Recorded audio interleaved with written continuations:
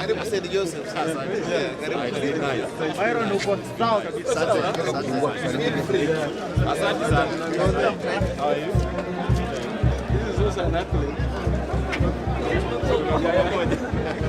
These are students? Yes, yes. Wow.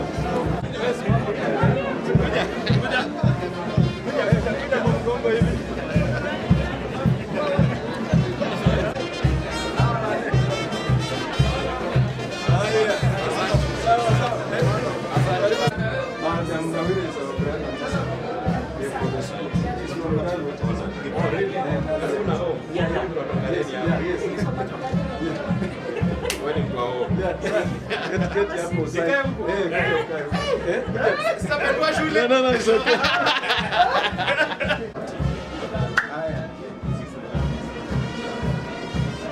Thank you. No. This is nice. We have an art team.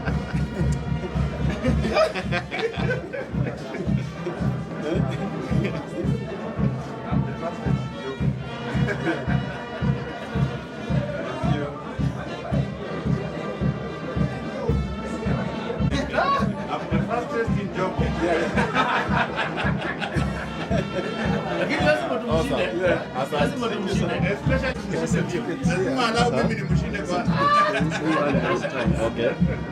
We just sign, put the sign. This is our father and the family.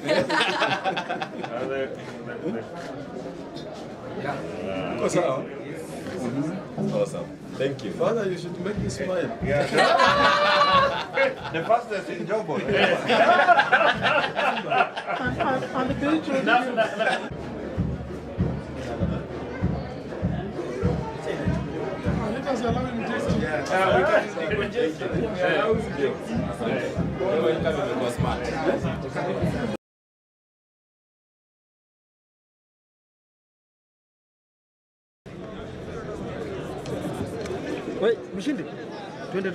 And remember, this is an exciting day. We have to be excited. We have to be excited. You know, excitement, let us reflect that by warmly welcoming Omanyala. When Omanyala, yes, please. Yes, I said something. Omanyala. Wanjala. No, Omanyala. When Omanyala and the entourage will be coming over, let us welcome them thunderously. All of us need to be excited and reflect that. That is a plea from the principal. There is no need for anyone to be cold or aloof on this day. DJ, kindly excite us. We are expecting that everything is going to go a very epic, and history is going to be made, and not only be made, but it may even be broken here in St.Joseph boys.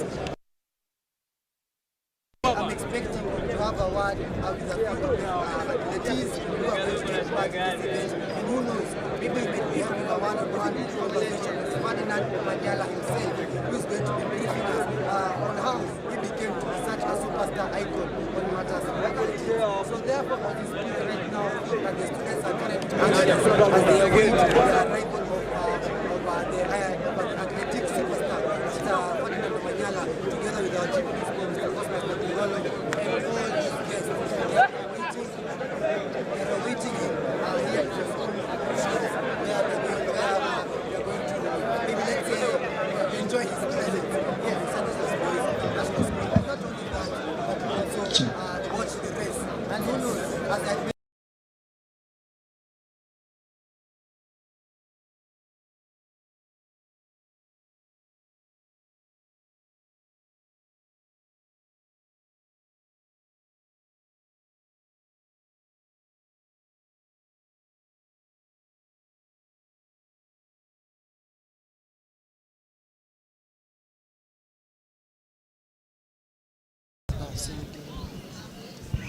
Yes. Yes, thank you so much. Welcome back. As I had mentioned earlier, we were expecting the arrival of the athletic icon, Mr. Ferdinand Omanyala. He has already arrived. He's within the school vicinity, currently having breakfast with the chief principal. A few minutes from that, he's expected to enter the school grounds where the event is going to be taking place. Behind me, we have the students who are congregated, anxious to enjoy the presence of Mr. Ferdinand Omanyala here within the school vicinity. And with me here are also the teachers, the teaching staff, and the non-teaching staff who are waiting for the same. So as we speak, we are waiting for Mr. Ferdinand Omanyala together with this guest and the chief principal to be coming here to the school grounds where everything is going to be taking place. So maybe if we have a word with a few of the students, among them being the school president, who is going to be briefing us on what is happening as far as the school event is concerned, and maybe what are his expectations and how has this event, maybe let's say, pulled this school to national caliber. So Captain, welcome back, and thank you so much for accepting this. So as you can see, Ferdinand Omanyala has just entered the school vicinity. So how do you feel concerning the same? It's such a break of record to have him here, especially in Jobo, a place where it's a center of excellence of the sports, and we are really happy to receive him here in Jobo. Yes, thank you so much. And also, do you think that his arrival is an inspiration and a mentorship to some of the very much experienced athletes here in school? It's really indeed an inspiration and motivation to the talents, because I'm very sure in Jobo we have very many people who have the talent in matters concerning athletics and even in matters concerning other sports. Also, receiving him here, we expect a lot of inspiration and motivation from him. Yes, thank you so much. One more question. I can see you're carrying flowers. So now the question is, do you intend to give the flowers to the guest? Yes, the flowers are for the guest to symbolize the pressures of Jobo and also the uniqueness of Jobo, because you are a unique school here in Kenya. Yes, thank you so much. That was our school president, Captain Joseph Kisoi. So right now, the guests are arriving. Stay tuned and see him enter the fields, and let us see what is going to be transpiring. This is the moment to be orderly. This is the moment we have been waiting for, what we have been relishing for the last 1 month. Omanyala is here. He is now heading to the Brown Saints Stadium, the St.Joseph's, courtesy of our chief principal. Ferdinand Omanyala is here. You're going to see him live from St. Joseph's, not live on TV, but with your eyes, your bare eyes. I'm sure today somebody is going to remove their spectacles so that they can see live, or say Kenya, Kenya. So our great boys of St. Joseph's, as orderly as we can, even as we praise and cheer and laugh out, let us be in the know that we should conduct ourselves, carry ourselves with the decorum that it deserves. Mr. Omanyala was born just 27 years ago. I can mention this before he comes. He was born just 27 years ago. He is a resident of Kitale, so we can confidently say he's a Kitalean. Definitely Trans Nzoia is his county. He schooled at French School Kamsinga. How I wish he came to St. Joseph's now that he was born here. But we appreciate that he went to French School Kamsinga. What I know is Mr. Tsuma, at least I can mention this in his absence, Mr. Tsuma, our deputy principal, was his CU patron. Whether Omanyala is still in CU or not, that is not our business. What we know is that he is a runner. He is a runner. When he was in Kamsinga, he was a rugby player. What is of interest today and what brings us to this St. Joseph Stadium, the Brown Saints Stadium, is his prowess in using the 2 feet. That Mr. Shikanda, your idol, is here. I don't know how you feel now that Mr. Odeke beat you hands down in the race that we had recently. One would say, what a waste, Mr. Shikanda Omanyala. But now, your idol is here. We really love it. We really love it. Members of staff, before you came, there is a Form 1 that I asked what OGW stands for. And then he said Oburu Omanyala. He doesn't know what OGW stands for.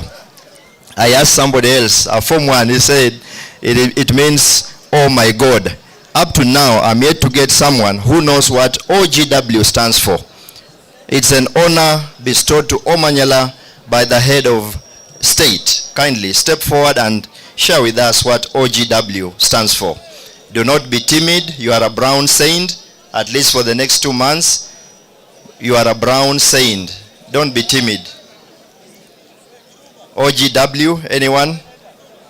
OGW. For that, you'll get a pen, and I'll ensure that you shake hands with the Omanyala. I'll ensure. Anyone? Anyone who knows?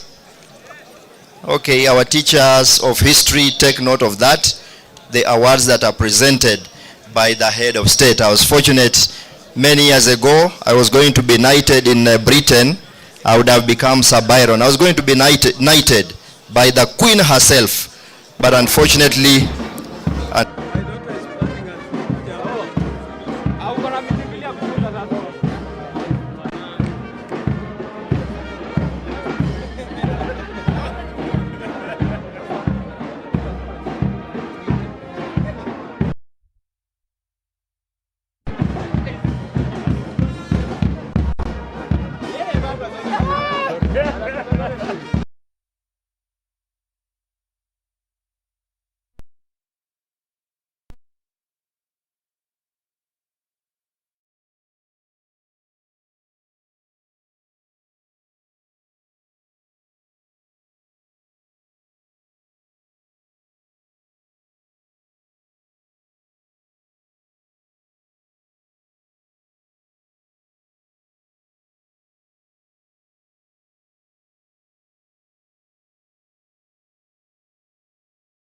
Musumba, the confidence, the gate, we love it. You can see that is the banner that will be unveiled.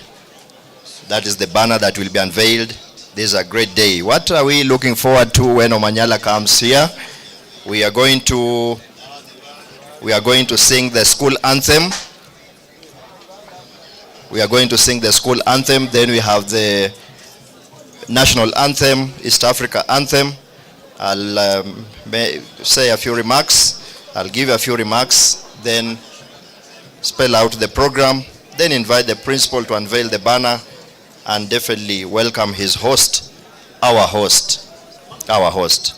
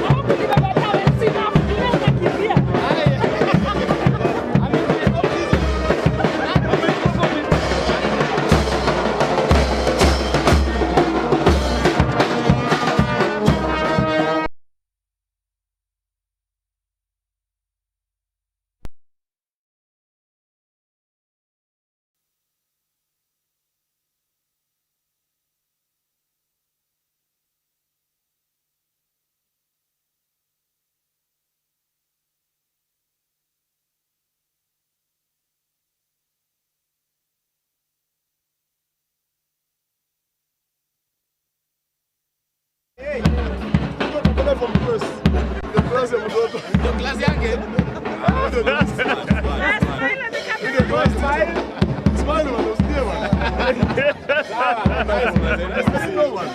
it's my cousin, direct cousin. Okay. Wonderful.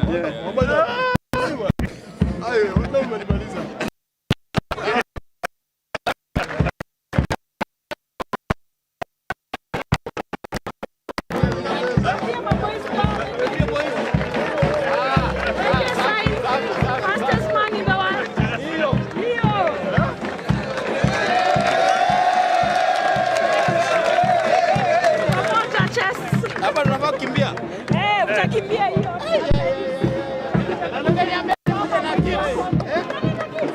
Kuna viatu. Lakini siwezi vaa viatu vingine apart from Adidas. The Brown Saints welcoming Ferdinand Omanyala to the Brown Saints Stadium, St. Joseph's. This is live on YouTube.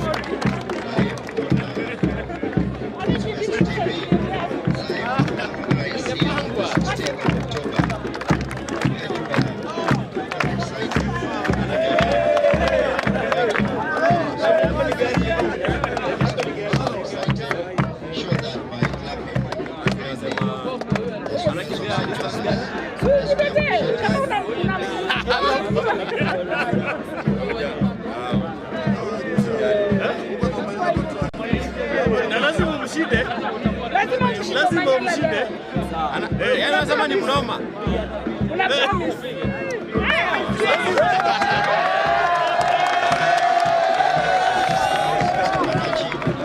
Salimia boys wakalala na viatu leo.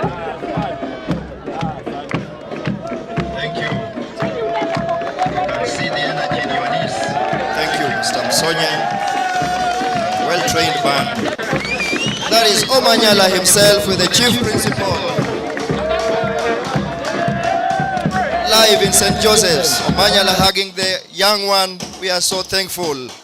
We are live on Wamasimbi TV, Transwest TV. As the band moves forward, the scouts march. We appreciate you so much. Thank you, our chief principal and the chief guest. Thank you so much. The Brown Saints are happy. The Brown Saints are happy. Their fathers made them happy. Their fathers made them proud. You can tell the loyalty, the level of loyalty is so high, it's on another level.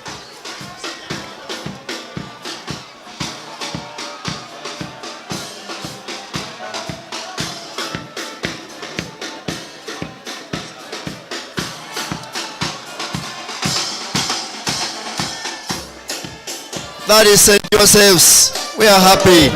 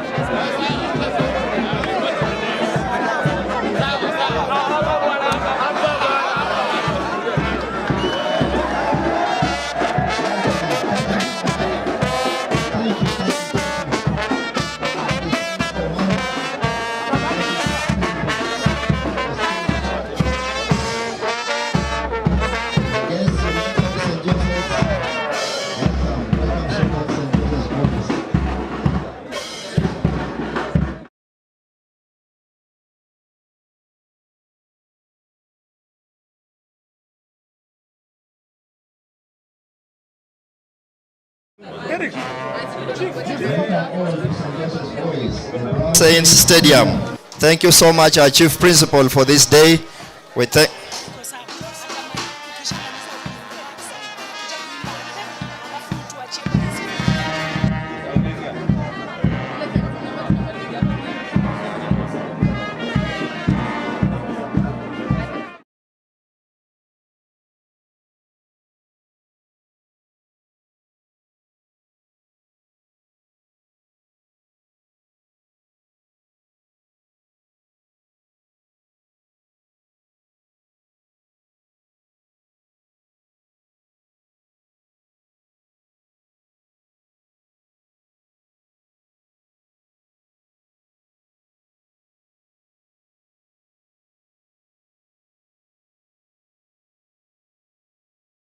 Leaders.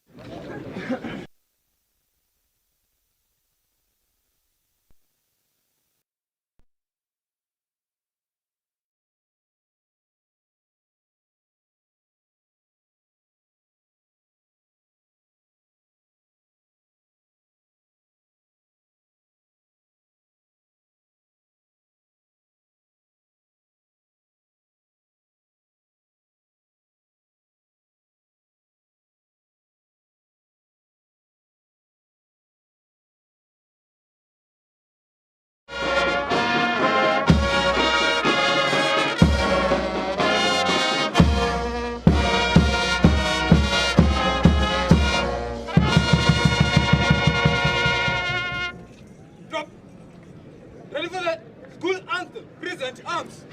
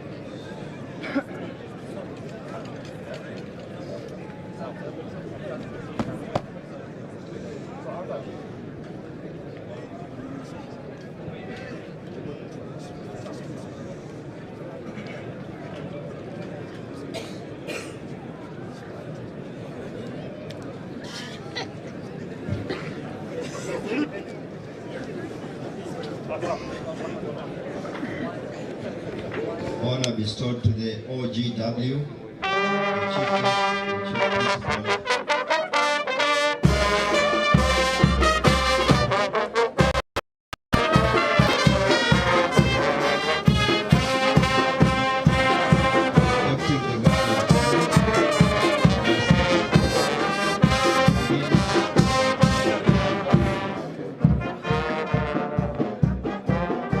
Respecting the guard of honor.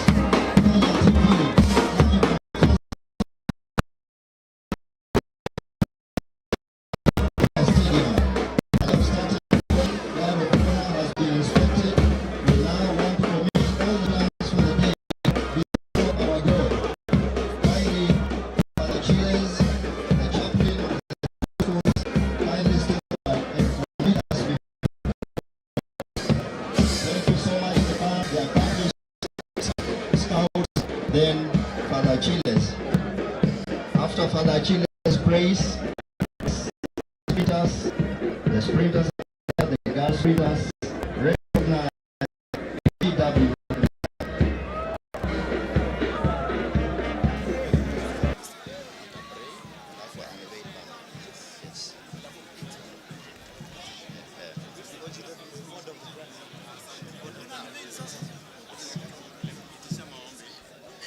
Father Chiles is here to pray. We want to commit everything before God.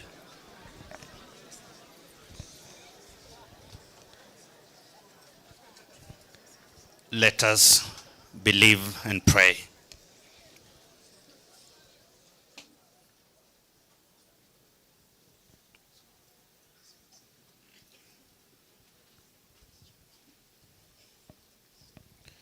In the name of the Father, and of the Son, and of the Holy Spirit. Lord, we thank you for the blessings you bestow unto us, your people, for the favor you give to us, and especially united here as a community to celebrate the gifts you give to us as a school, to celebrate the gifts you gave to our guest today, Omanyala, to celebrate the love you have for us. May we use all the gifts we receive from you for the greater glory of your name. United here today, we give you glory, we praise you, and we ask that you may give us peace of mind and heart, so that in accordance with your holy will, we may achieve your desires and the desires of our hearts. Lord, we ask that journeying together, we may merit to inherit the eternal salvation in the heavens, using all the things that you have bestowed on us as your people, to use them to praise you. This afternoon, as we come together, we pray that all people united here may be guided by the spirit of love and unity, by the spirit of togetherness, by the spirit of the kingdom of heaven. United together in accordance with your love, we may achieve the best. Bless this school. Bless everyone united with us here. Bless our students. Bless our teachers. Bless all the guests who are with us this day, so that as we seek to accomplish the greater mission you bestowed on us, your people, we may always do everything pleasing to you. Lord, we thank you for our good health. May we use our health to glorify your name and grow in spirit, in love, and in stature. May your love be upon everyone here, so that as we seek to use all the talents we have, we may return to you as a gift, we ourselves, with our whole life. We pray all this through Christ our Lord. In the name of the Father, Son, and the Holy Spirit. Thank you so much. And now it is my humble request to request the Chief Principal to kindly request the Chief Guest, Order of Grand Warrior, Mr. Omanyala, to come over and unveil the banner.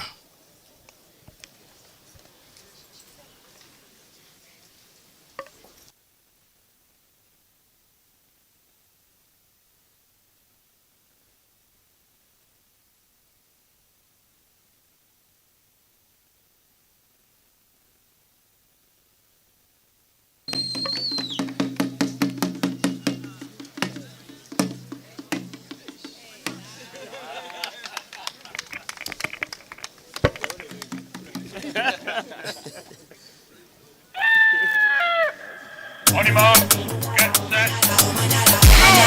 Go, Omanyala. Tukuteke kama Omanyala. Tunakimbiza kama Omanyala. Come on, Omanyala. Go, Omanyala. Tukuteke kama Omanyala. Tunakimbiza kama Omanyala.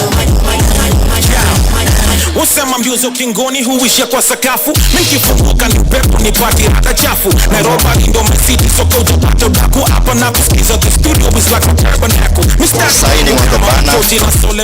It has its own portrait, the principal's portrait,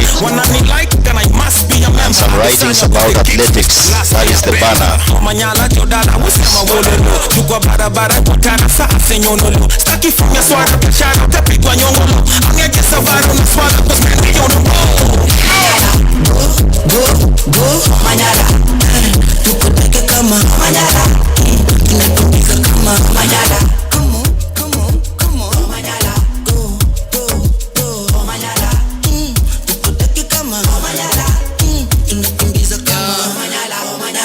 Toka teke toka siaka. Hini ya mataji wa geto mpaka si waka. Kata katikati mbele So the utanipata. banner is being unveiled. The banner will be displayed to all of us. So let's just be patient. The athletes are going to sign on the banner.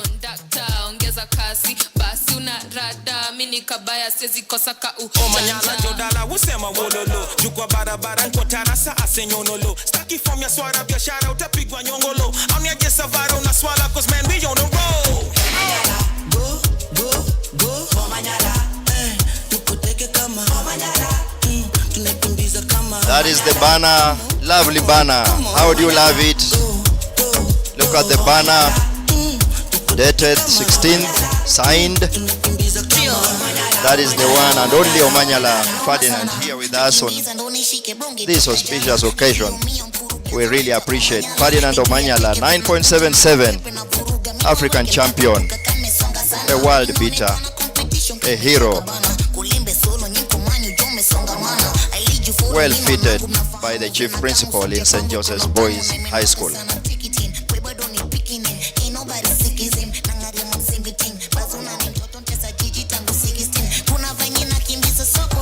The athletes have their shirts signed.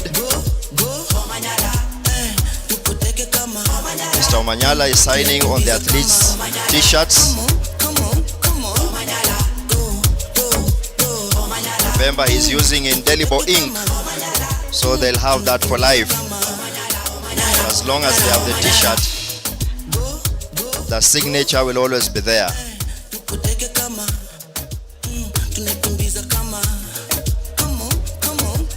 You can tell that is talent with brains. Even the handwriting, you can tell this is talent with brains. Proper handwriting.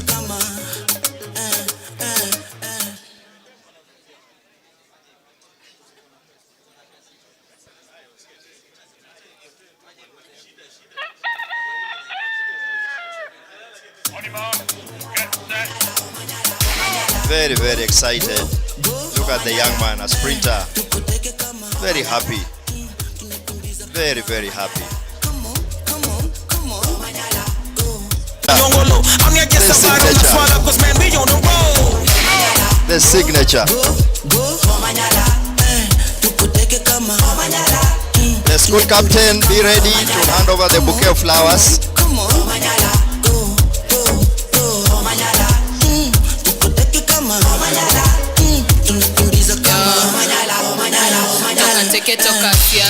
Thank you. Receiving his share of the signature.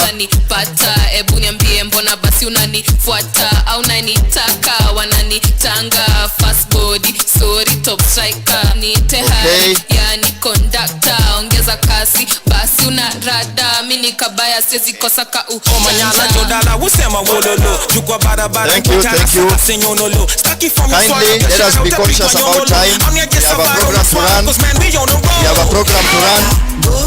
Kindly listen to the MC. We have a program to run. We have a program to run. DJ, give me volume. DJ, give me volume. Volume, DJ. We have a program to run, so kindly let's move to the next session. Let's move to the next session. Kindly, Mr. Omanyala, open the way. St. John, where are you? Open the way, kindly. Let Mr. Omanyala come this side. Order of Grand Warrior. Kindly come to the banner. Please. Pave way.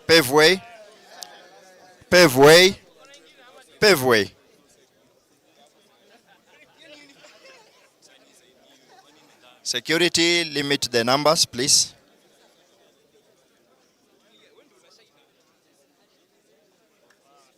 We have a program to run. Kindly, Mr. Omanyala, Chief Principal, come here. There is a challenge for you. There is another challenge for the Chief Principal, Mr. Omanyala. It is a leg challenge, not sprint challenge, but it's a leg challenge. Yes? DJ, give us danceable music, danceable tunes, danceable tune. This is a leg challenge, but not sprint. Showcase your best moves. Showcase your best moves.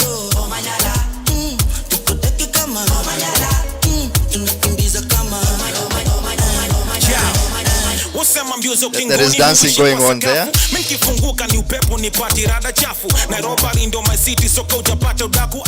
Omanyala has been challenged to a dance by this group.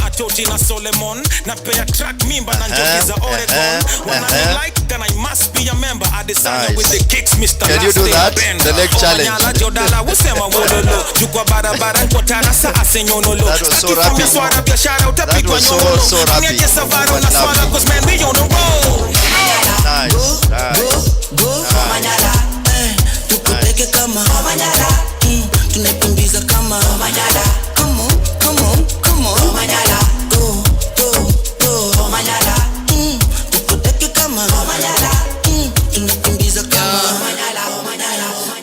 Toka siaka hini ya mataji wa geto mpaka si waka kata katikati mbele utanipata ebu niambie mbona basi unanifuata au unanitaka. Now to receive the bouquet of flowers from the school captain, the bouquet of flowers presentation, and then I basi una rada mimi kabaya siwezi kosa ka Omanyala jodala usema the bouquet of flowers presented.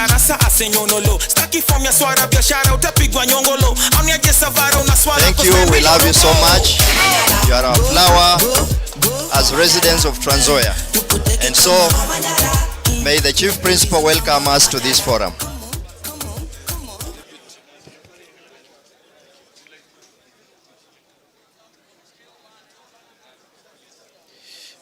Thank you so much for what we have so far accomplished. I would like to hand over to the Deputy to proceed with other perfunctories. Thank you.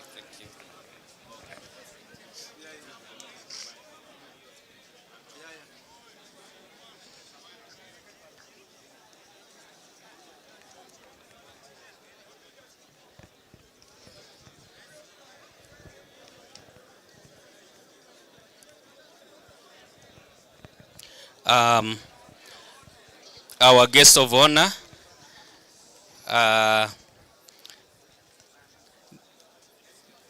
Ferdinand Omanyala, Order of the Grand Warrior, together with his beloved wife, our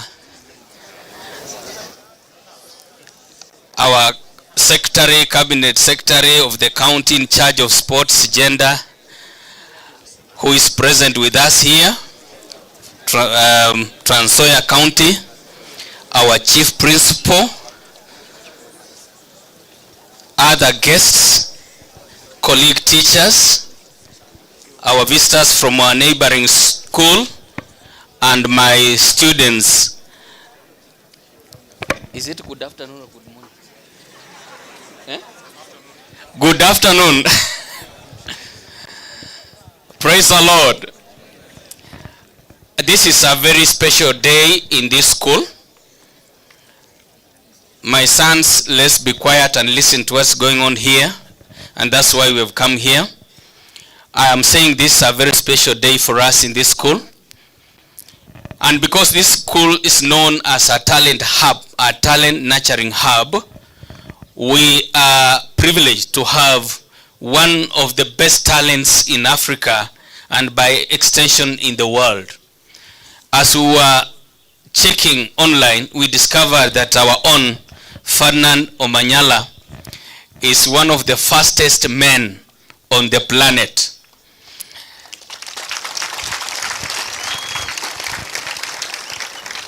He is rated as the fastest man in Africa, and in the world, I think he's rated number 9. He's the 9th fastest man in the whole world. And therefore, it's an honor to have him.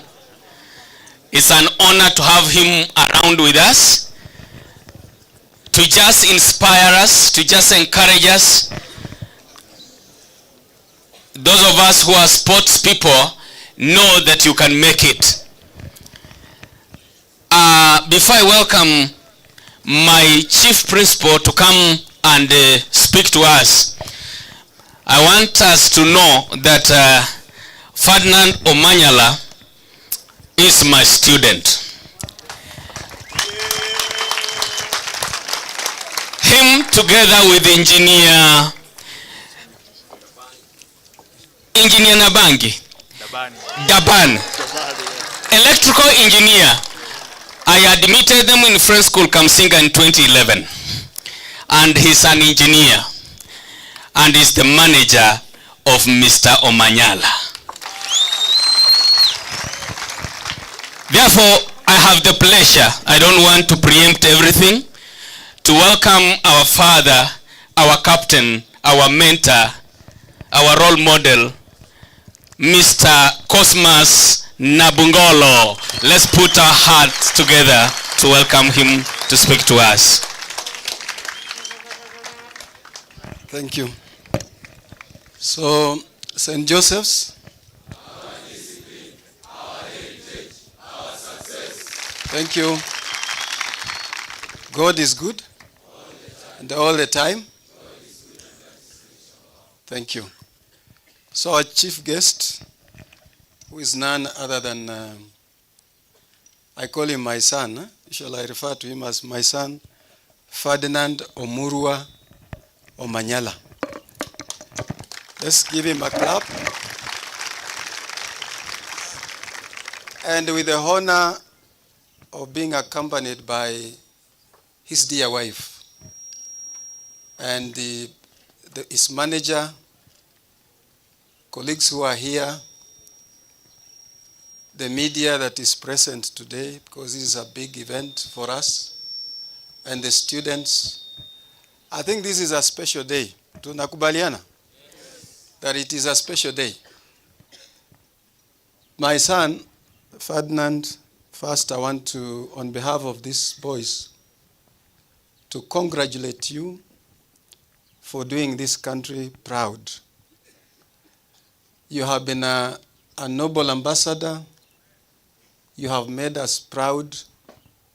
I remember sometimes you had to fly to America, and for some reasons you had only 2 hours to do a race, for Kenya and for Africa, and you have been steadfast on this. I want to appreciate you for accepting to come and talk to the boys here, for accepting to come and launch an athletic academy in St. Joseph's Boys Kitale. When I reached out to you, you are very kind, and I know in about 2 days' time or so, you should be flying back to France to go and train. We are aware that the Olympics would be in France, and we know you matter a lot when it comes to Kenya's representation. So we have a special day that you're honored to come. What we have as Jobo is to give a double opportunity to our students. We want them to be the best at academics, but again, we want to give them an equal win in matters talent. We have done what we can, and I'm sure that come tomorrow, the sky would be the limit for these boys. We have nearly 3,000, a family of about 3,000, together with the teachers. And in the midst, we have exceptional talent. We have very good boys at soccer. We have our stakes in rugby.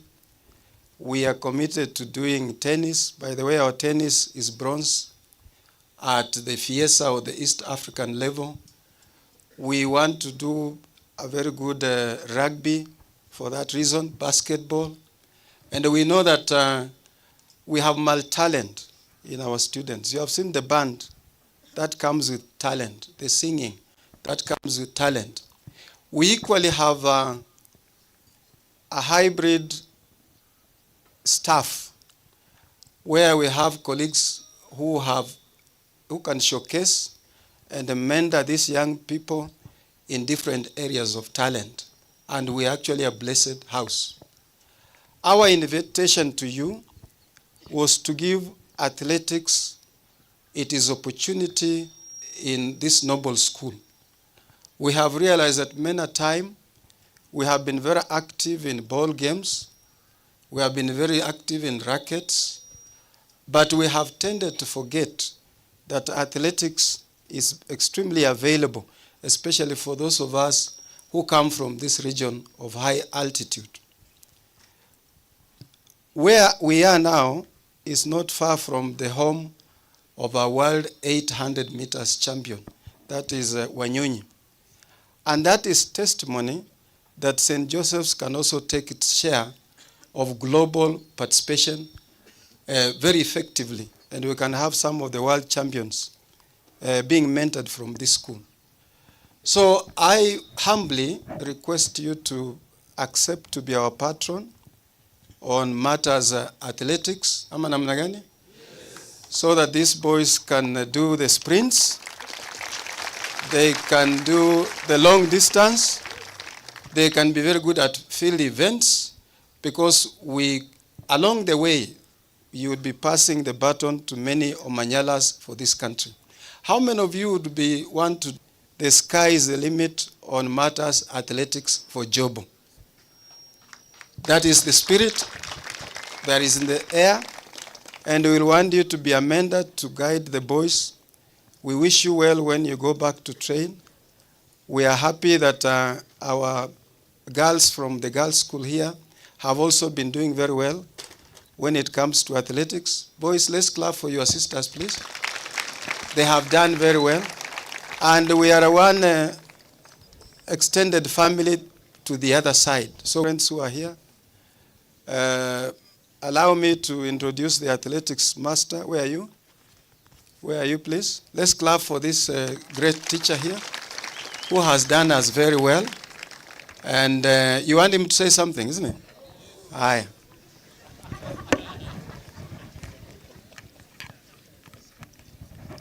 Thank you. Our greatest visitor today, who is none other than Ferdinand Omanyala, OGW. Guest invited, our chief principal, teachers, non-teaching staff, students, good afternoon. Good afternoon. Habari yenu. This is the day that I've been waiting, and even you, I know you have been waiting. It is here. I don't have much to say when I'm happy. You know that. So today I'm very happy. I'll not say much. I want just to welcome Omanyala to this school. And I hope that he will support us fully through the chief principal, who has very been supportive to this athletics. Last time we had athletics day. Today also we are giving the certificates for them. I think that one is good. Otherwise, I want to say thank you. Karibuni. Muko sawa? Uko sawa? Aya poa, thank you. Thank you. Let's clap for the teacher. Allow me to invite the coach at the girls. Where are you, please? The athletics coach. Let's clap for him as he comes. And remember, our chief guest is Africa's fastest man. Can you say Africa's fastest man? Africa's fastest man. Yes, and the Commonwealth champion. And Commonwealth? Champion. The 9th fastest man on earth, on planet. Eh? On the planet Earth. Yes, clap for him, please. So we have a serious person here. And I know at the Olympics, we are going to pull a gold. Ama namna gani? Asante. Clap for the coach, your sisters. Our guest chief, the other guests, our chief, principal, colleagues, teachers, students, good afternoon. Good afternoon. We are happy today. In this day, we have two chiefs, and you can see their profile. It is a big profile. Everybody admire to be there. I have a few words. I want to recognize one of our athletics from girls who managed in this year to went up to Rwanda, that is in nationals. She was participating in 200 meters. So please, Omanyala, I'd like you to recognize her, and if you are now really our mentor, then we have one of you here, Esther Mkonyi Kitui.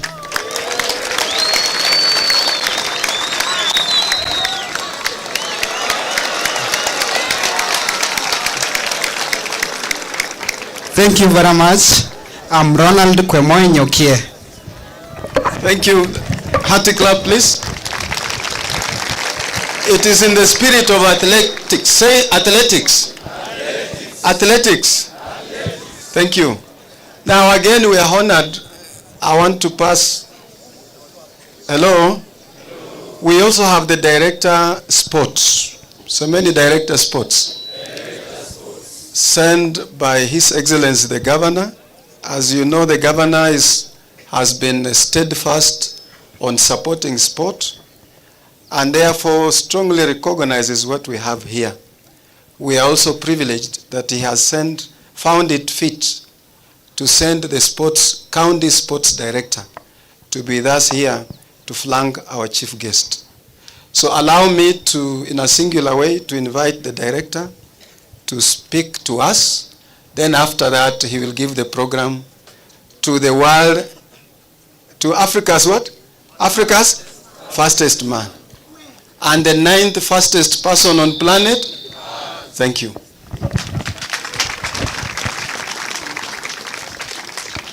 Hamjambo wanafunzi, walimu, our chief guests Omanyala. Tulikuwa tunakuonea kwa TV ukiwa mnona, kumbe ni mtu wa kawaida. So leo kila mtu amekuja kuona sio view, sasa tumekuja kuona direct. Kwa majina ni Dr. Wachilonga Lewis. Bado naitwa mwalimu because I was a teacher for 11 years before I moved up to where I am. I'm the director for Gender, Youth, Sports, Culture and Tourism in the county, and my spirit of nurturing students is still in me because I also used to be in sports and all that, and that is where I was molded to be what I am. My chief principal who was immediate former in St. Peter's, where I came from. That's where I grew up. I'm an alumni of St. Peter's. And we used to have that motto of a sound mind in a sound what? Body. If you have a sound body and a sound mind, you can be anywhere. Omanyala is in a sound body. And he also has a sound what?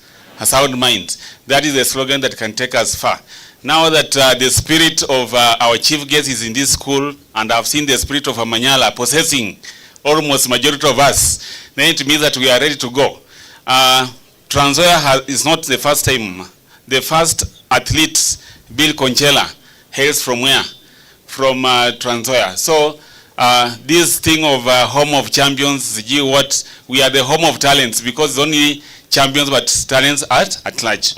I want to come here in the capacity of our chief officer, and by extension our governor, who is very passionate about what? About sports. Yeye huwa anasema ya kwamba talanta huli. His motto is that talanta hulipa.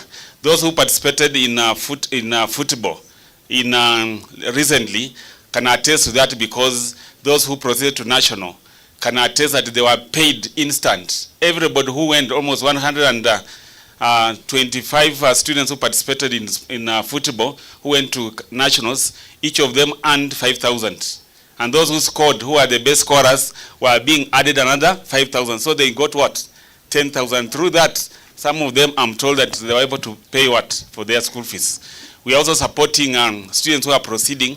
Our Excellence is committing to say that beyond provincials, schools might not be in a capacity to do what? To sponsor students beyond that. So he is planning that coming next year, beyond provincials, you are going to be supported to whatever level, whether you're going to go to national and all that. Recently, we supported those students from who are participating in chess, who went for an international sporting activity. They were sponsored by the county.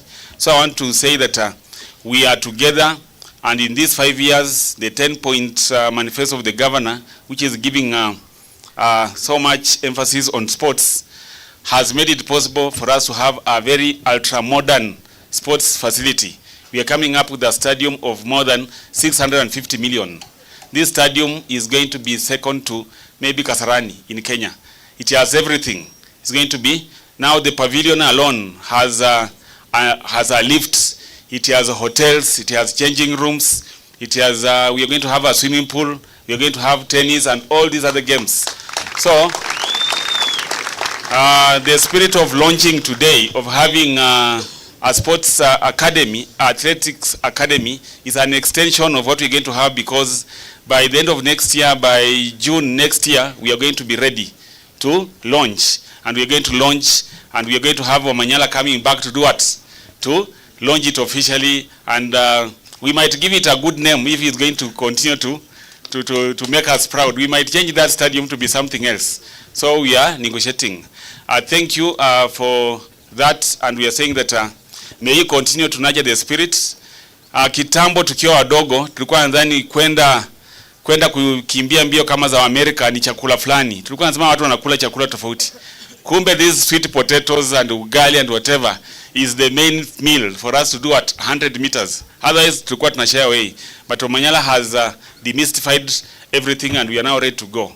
I want to say that for us to move to the next level as students, then it means that we need to have discipline. I'm only going to give you a short story, and then from there you go and internalize that there is an old man who had an old well. You mark the word old. An old man who had an old well and an old mule. 3 things. One day, the old mule fell into the what? The old well. And then the old man tried to remove the old mule from the well, and he was not able to succeed. So he called the neighbors, and the neighbors decided that, why can't we bury this thing, because this is an old well, this is an old mule, and their lifespan is already done. Let us bury it. So when they decided and brought sand and they were pouring on the mule was seeing some heaviness on its back, and it was not aware what was it. It thought that maybe there was somebody who was making some effort to do what? To bring it out. So what it was doing, it was shaking off and then stepping on what? On the soil. So after laborers struggle by the neighbors and the old man, after 2 hours, do you think, can you guess what happened?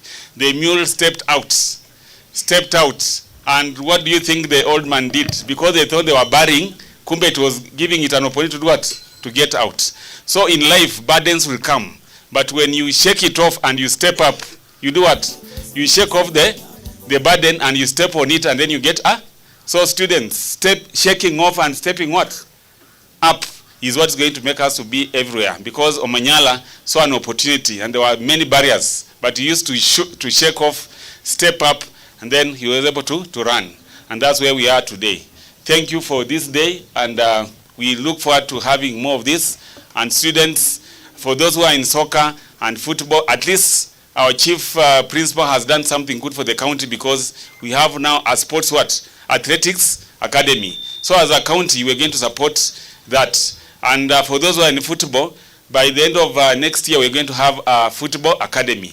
Things are at advanced stage where we are coming up with a football academy, and it's going to, in 3 weeks' time, as you close, those who are closing and come from Trans Nzoia, we are having a Governor's Cup, which is going to begin right from where?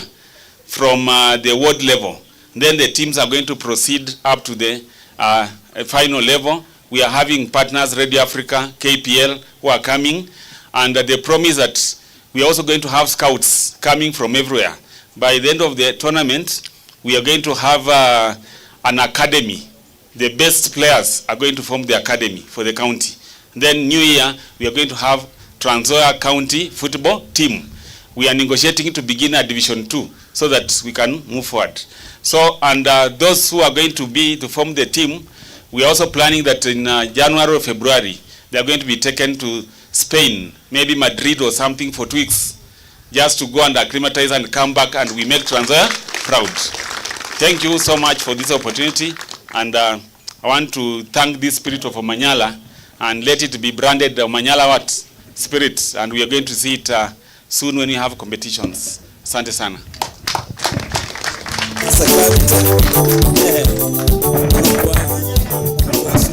Thank you, Mwalimu. Thank you, Director. Those are nuggets of wisdom. We really appreciate. So the next item on the program is flagging off the students' 100 meters race, but the chief guest is away. So he'll be back. He is away briefly. He'll be back. You can be sure the chief guest and the chief are Siamese twins, so they have to be together. This one will be back. We'll be joining the brother very soon. So I'd like you to clear from the track. You clear from the track as we prepare for that session. The athletes remain where you are. Next instruction. Athletes remain where you are, but the rest you just step back. Just step back. Then kindly, I need 2 Form 1s, very good dancers. 2 Form 2s, very good dancers. 2 Form 3s and 2 Form 4s, 8 of them. They are going to do the Omanyala dance. We want to get the top 3 who will dance before Mr. Omanyala, OGW, when he comes. We are going to get the best 3. And then 2 athletes from the girls. Or if you can have 3. If you'll not feel shy, 2 or 3 volunteers. So let them come over. The dancers, yes. The dancers, come here.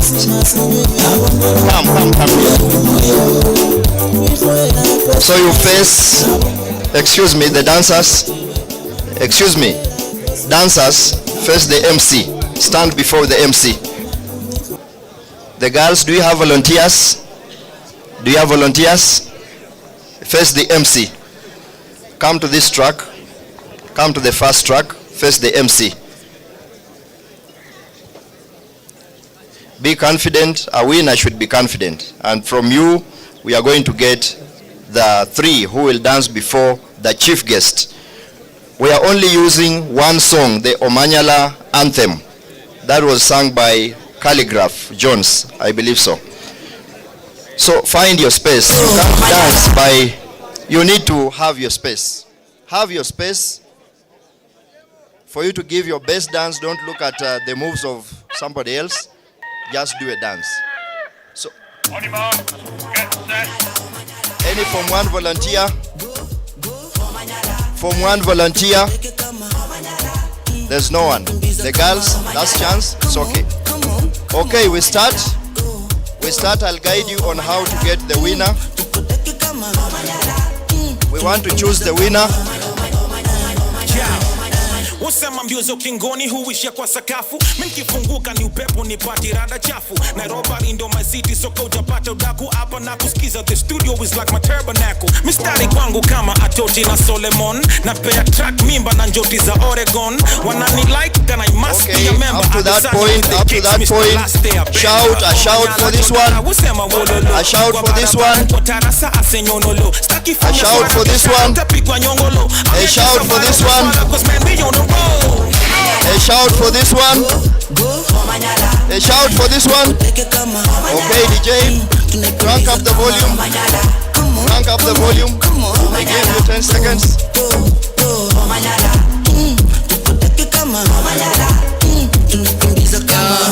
A big shout, a big shout. A big shout. Thank you, thank you, thank you. Thank you. Don't mask. You shouldn't be masked, excuse me. Excuse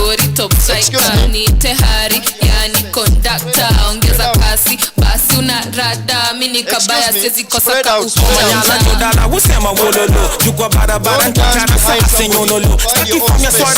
Utapigwa nyongolo amniaje savara unaswala cause man we on the road. Go Omanyala, tukuteke kama Omanyala, tunaitumbiza kama Omanyala. Come on Omanyala, go. Okay, DJ, this one, a shout for this one. Shout for this one. Shout for this one. Okay, come back. A shout for this one. The school. Okay. It's okay. It's okay. It's okay. This one. Okay. Okay. Kila mtu acheze yake. Mtu kivyake ndio tujue nani tunatoa. Okay. Sawa. This is the approach we are going to take. These two, we are pitting these two. Then we'll get the winner. We pit two. We get the until we get the winner. So the rest, step back. These two.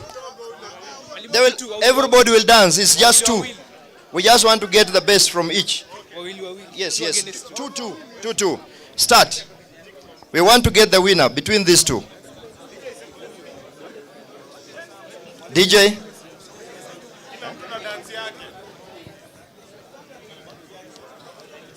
Yes, these two. Okay, DJ.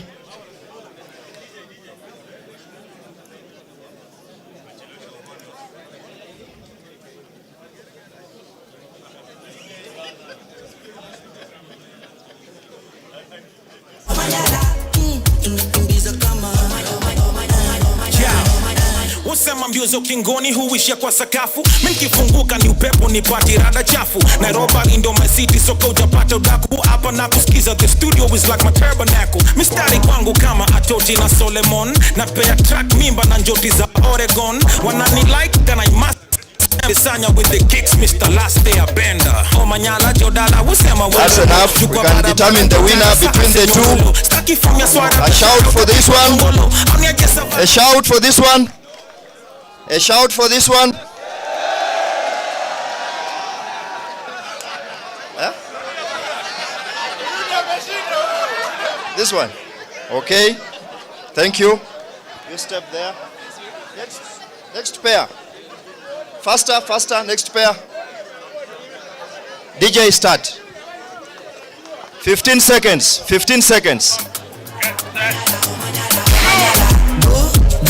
Go Omanyala, tukuteke kama Omanyala, tunaitumbiza kama Omanyala. Come on Omanyala, go Omanyala. 15 seconds over. Thank you. A shout for this young man.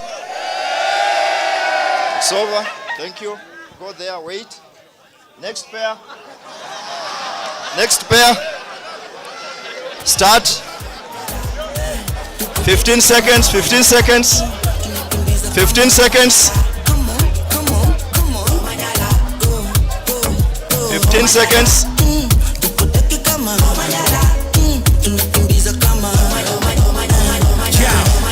Wasema mbiozo kingoni huishia kwa sakafu. Mimi nikifunguka ni upepo nipati rada chafu. Nairobi ndo my city so utapata udaku hapa na kusikiza. The studio is like my tabernacle. Mistari kwangu kama Atoti na Solomon. Napea track mimba na njoti za Oregon. Okay. Wanani like then I must be a member.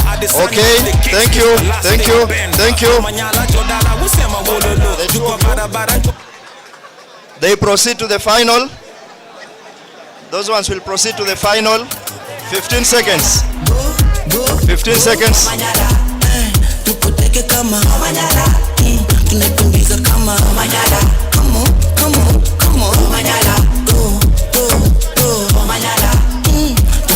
Thank you. Shout out for him. Shout out for him. It's okay. The four of you join. The four of you join him. We now determine the winner. DJ. We now determine the winner. Find your space. We're going to have a handshake with OGW.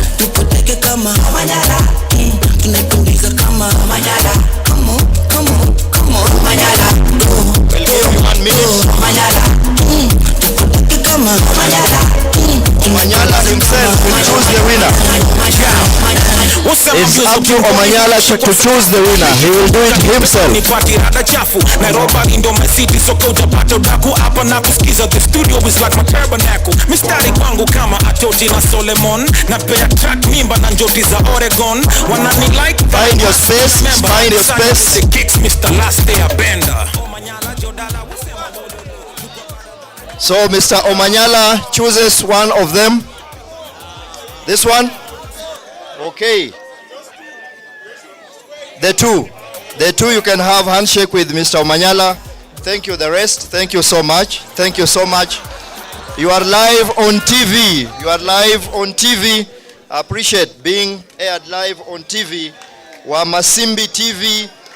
Wamasimbi TV. And you know the rule, you are not supposed to have more than 200 shillings in your pocket. You give the money to your class teacher, who is the MC. Now, straight to business. Straight to business. Have we cleared off the track? We want to flag off the 100-meter race.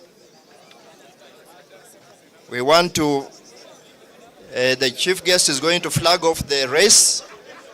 The 100-meter race. So, Mr. Samoe, the starter, and the ones at the end, they start on this side and end on that side. So let's get the starters. And then the end. Yeah. So the athletics master is going to start off the race. Let's proceed to the starting line.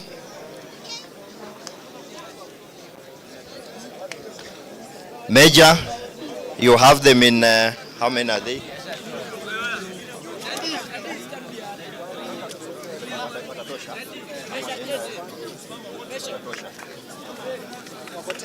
Okay. Let me just show them how to start the races. Yes. They'll be shown how to start. Yes, yes. They are going to be shown how to start. They own your marks. Set. Oh, get ready. Set. They are going to be shown that. They are going to be shown that.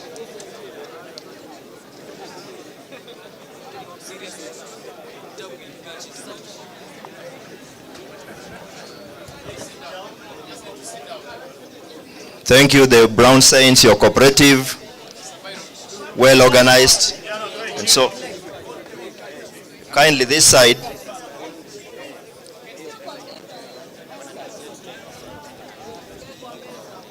Remember, all those seated here should see. All those seated here should see dignitaries. Kindly make way for dignitaries. Let them come. We have seats this side. We have space there, sir.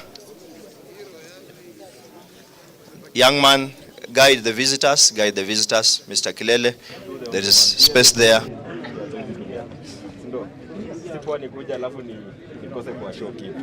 So on your marks is done like this, yeah? Hey. So I'll use this card in yangu. Yeah? Simameni tu, we'll do it together. So, hebu endeni tena left. Left. Way in yako ni right.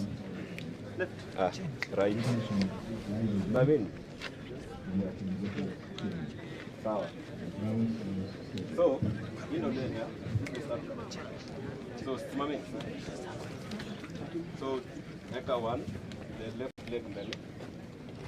Now, hiyo ni ya mwisho. The left leg mbele. And then the right hapa nyuma ya left. And then the left nyuma ya right. And then hii inakuja nyuma ya hii. Do you trust? Trust me. So, widen it kidogo. Hapa tu si mbali. So, when you're told on your marks, that's why unaenda chini. From that position, yeah? So, this on your marks, right? Ukiambiwa set unakuja hapa. Ukiambiwa go unatoka. Twende chini vile tumesema. Alafu fingers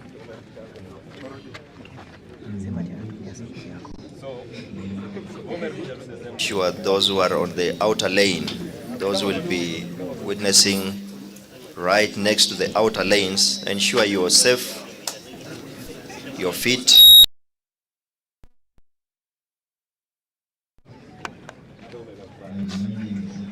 You remember tulisema ni 1, 2 and then 3. Hii inabaki pale 3 iko. The fourth one is the right one, yeah? From there ndo unaenda on your marks.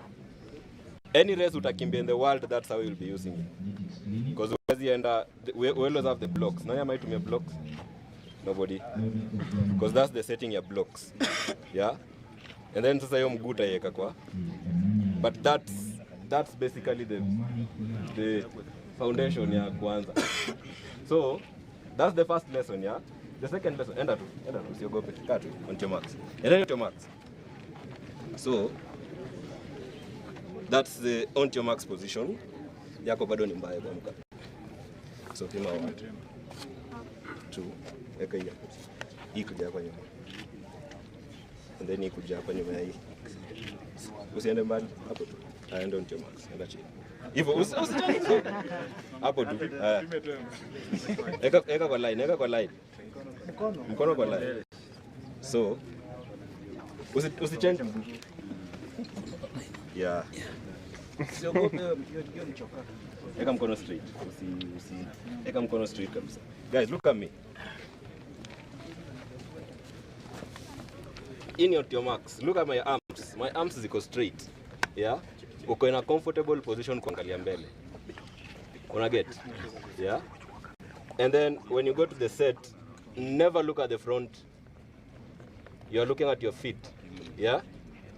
So, tuko hapo. You're waiting for that guard. Yeah? Ukienda set, still your eyes are not off the feet. Utaanza hivyo. Right? Because that's the power you're generating from your legs. We always start at 26 to 27 kilometers per hour. Ukianza na 10, utafika finish line kama niko na celebrate your side. Because now you have to generate the power from here. Sinyo wote ni sprinters, yeah? All of them are sprinters. Yes. Yeah, that's basically the foundation of it.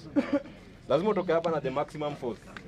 Na the maximum force ina generate na mguu. Vile umekaa hivyo, hiyo huwezi toka. Yeye ukitoka hivi, msawa USA atakuwa 10 meters. Wewe ndo bado unaanza. Una get. So on your marks, chini coffee. And then now go to the set position. Set. Kwa chini sana. Enda set. Inuka kiasi. Raise your bum kiasi. Yeah, that's it. This is the perfect set. Umeget. But then try to put some pressure on your arms. Kidogo tu. Usikunje mguu, usikunje mkono. Look at me. Uko hapo. And then set your here. Unaanga mkono wangu iko ndani kidogo. We want your arms to be on your shoulders, right? So then, haufai kuwa comfortable kwa set position.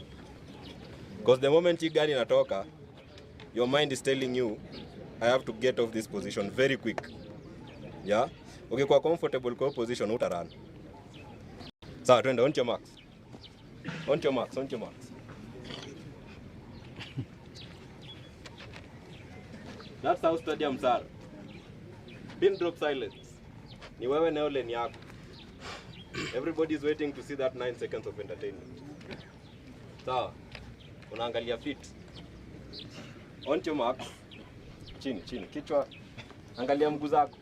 Na ufikirie life yako juu hapa. 10 seconds sometimes it's like 3 million, my friend. So ni wewe kufikiria life yako na ku get to that finish line the first. Yeah? Set. Good boys. Sawa. Na ngoja finish line. Mtu kwanza anapata zawadi. Utume.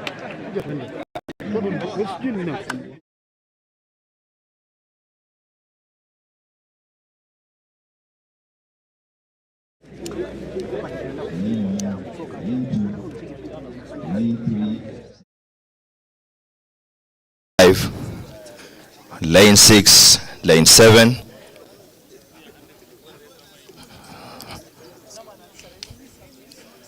The race is about to start.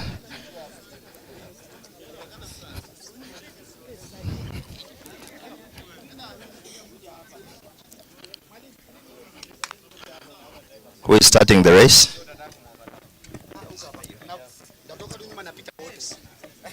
We'll start the race.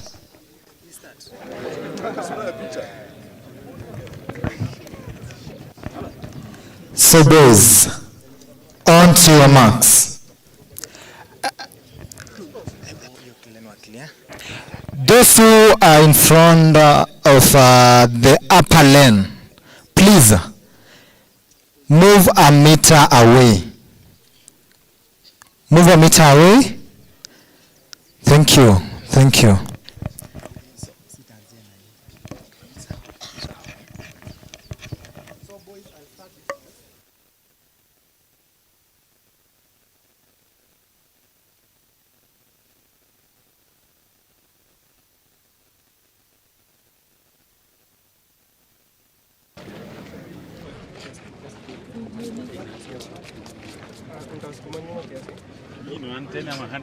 Inakaa 100 iko sawa. Iko sawa. Yeah. Usigongo kuna mtu kwa ile. Shike 1 and 2 just one. Just one.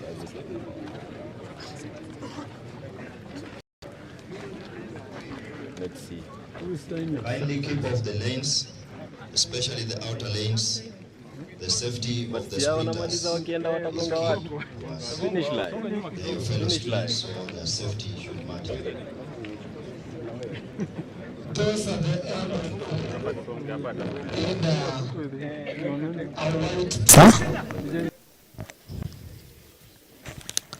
To know that you are ready to receive the starters.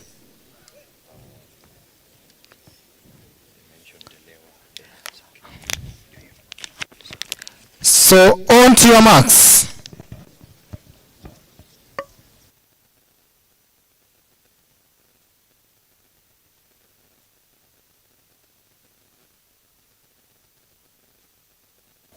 Get set.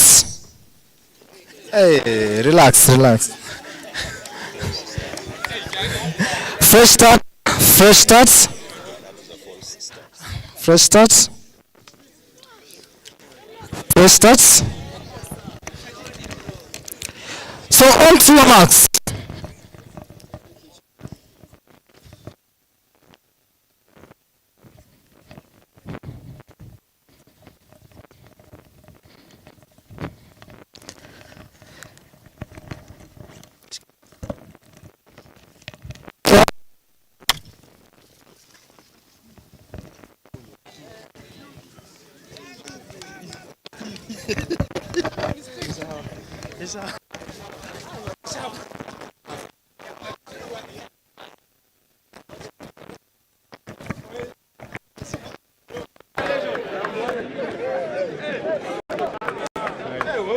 Lakini ukikimbia next time.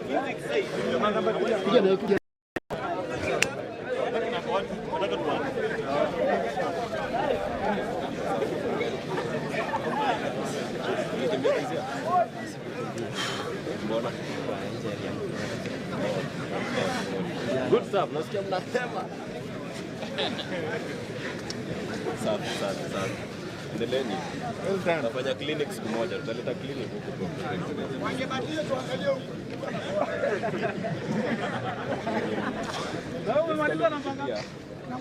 Inafaa try kuraise zako. But anyway, pali mko sawa. Ndio. Lakini sasa number 1 ndio kwa awarded. Sawa. Mwalimu, tubadilishe hii tuone kama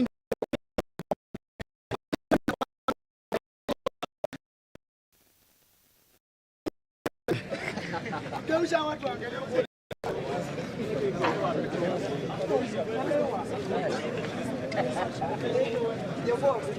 Wacha tuulize tu swali moja, umeonaje hii talent ya hawa?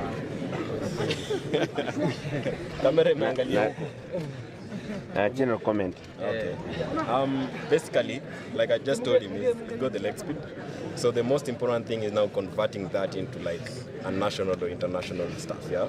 So we'll plan and see how we can do clinics across high schools. Of course, this should be the first one because they're the first one to launch an athletics club.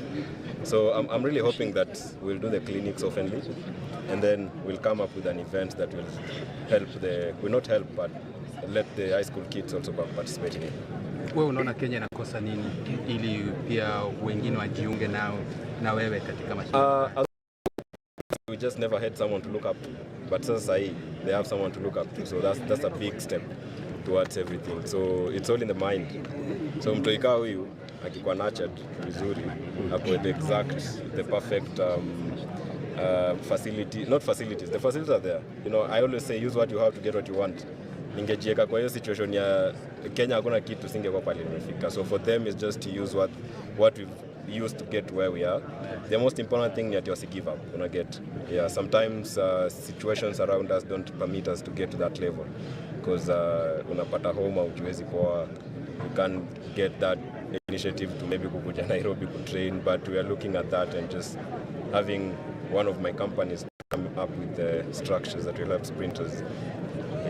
Hatua ya shule ya upili ya St.Joseph itasaidia pia kuleta wanariadha wengine shupavu kama kabisa, and I hope that other schools also copy from that, and Mr. Principal anaweza enda awasaidie if they are willing, because it's an initiative poa sana, so I'm hoping that we get more and more. That's my dream for this country. Do you see potential talents in schools and what? Of course, nimeocha high school games and there's a lot of talent. So the most important thing ni to make sure watu hiyo wamekuwa nurtured vizuri to get into where they want to be. Wewe umejisikiaje mwanariadha ule hatari Afrika kuangalia ukikimbia? Nimesikia kuwa kujana Omanyala sana vile kofia kwa support kwa majina hii Simiyu.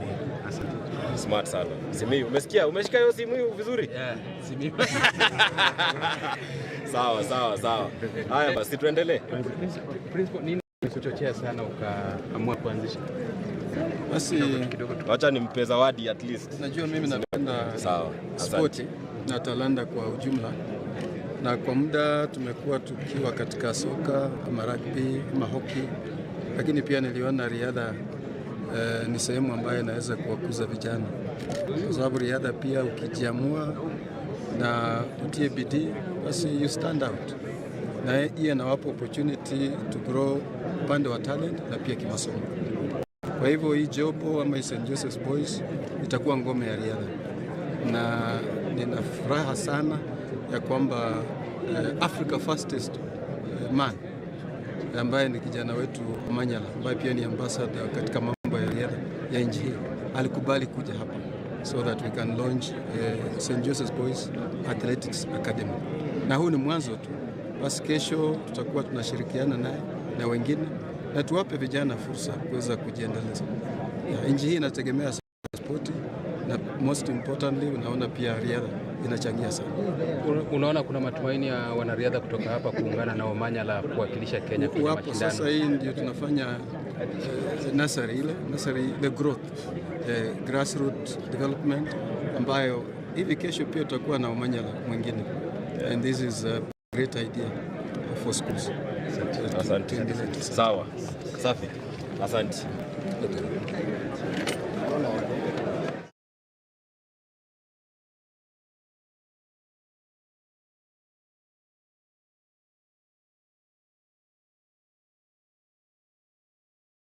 5 minutes. Tutamalizana.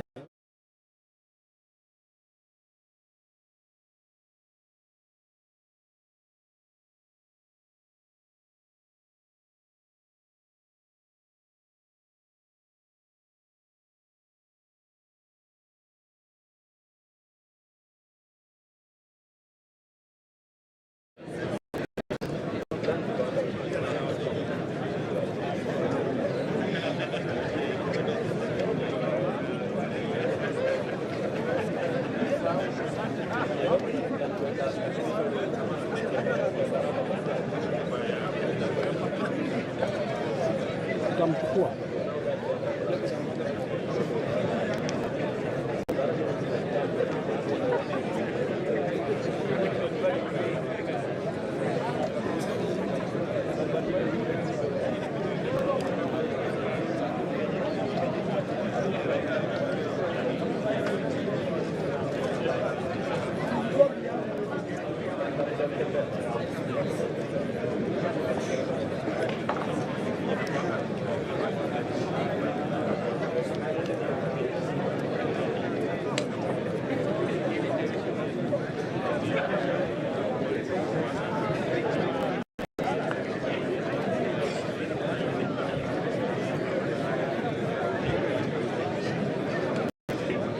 Hello.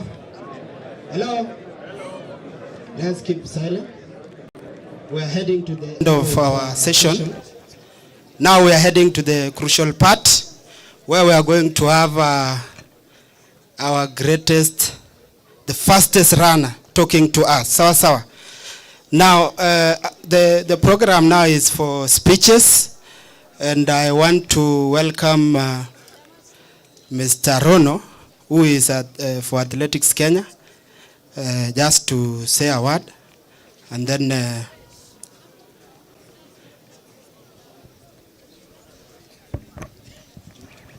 Ayude.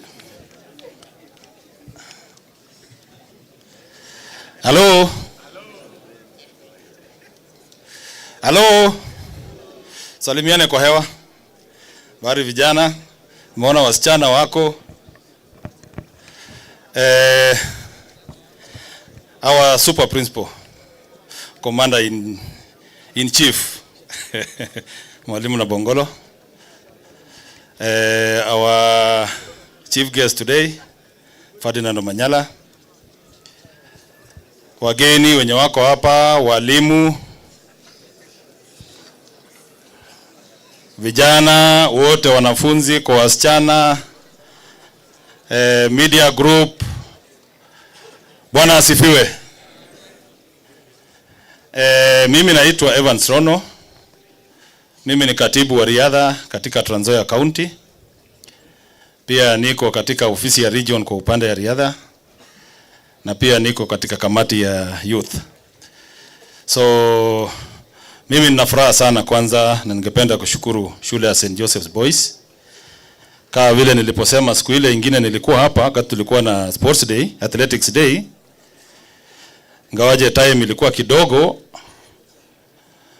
nilisema tumefurahia sana kushirikiana na shule kwa upande, kwa kukubaliana kuwa michezo si mpira peke yake, si rugby, si volleyball, bali riadha pia ni mchezo.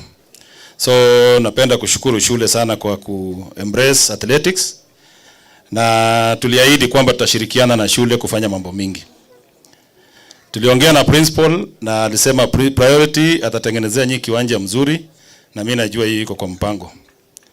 During my speech here that day, though it was late, I remember I used Ferdinand Omanyala as an example kwa upande ya riadha. Na Fadi ako na story atawaambia mwenyewe. Riadha iko na hurdles mingi, but kila kitu ni bidii. Na nikiongelelea juu ya riadha kidogo, our country Kenya iko na sifa kubwa sana internationally because of athletics.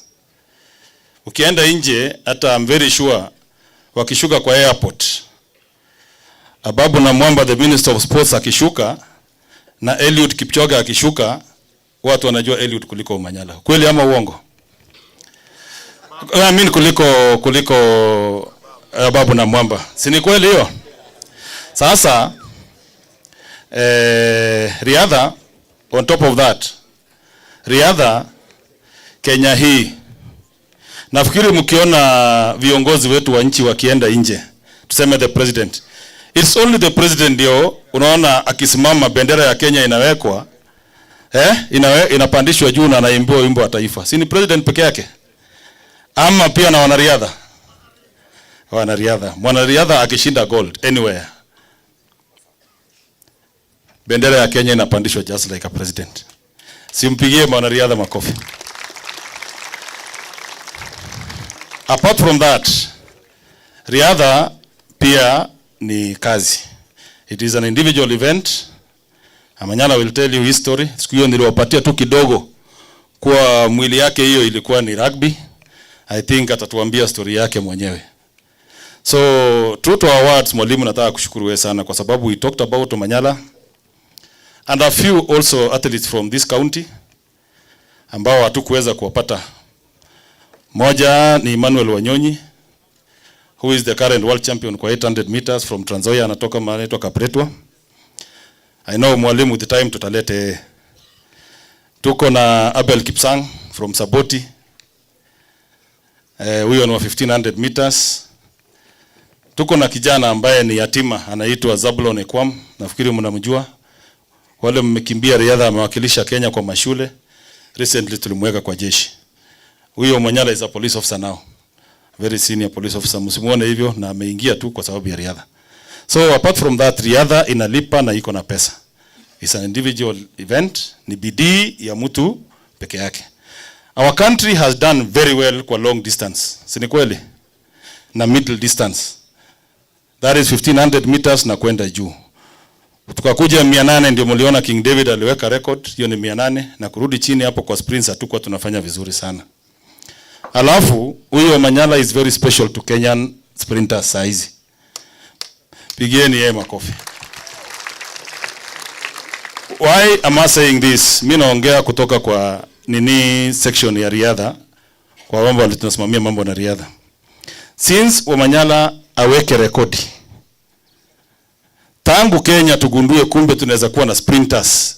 Not even is the best sprinter tumewahi kuwa naye tangu Kenya ifufuke, si ndio? Na amefanya ajabu, amevunja record.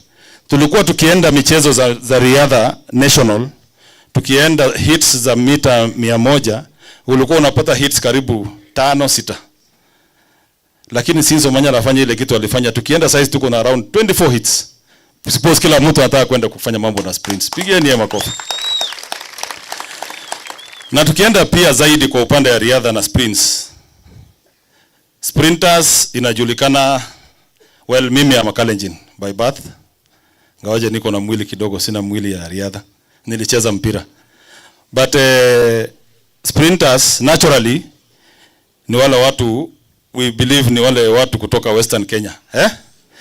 Wale watu wanakula ugali mzuri na nini, akipumua kidogo namna hii kitambo apumue kidogo ku release, amemaliza 100 meters. 9 seconds and you become a millionaire. Unasikia vitu kama hiyo?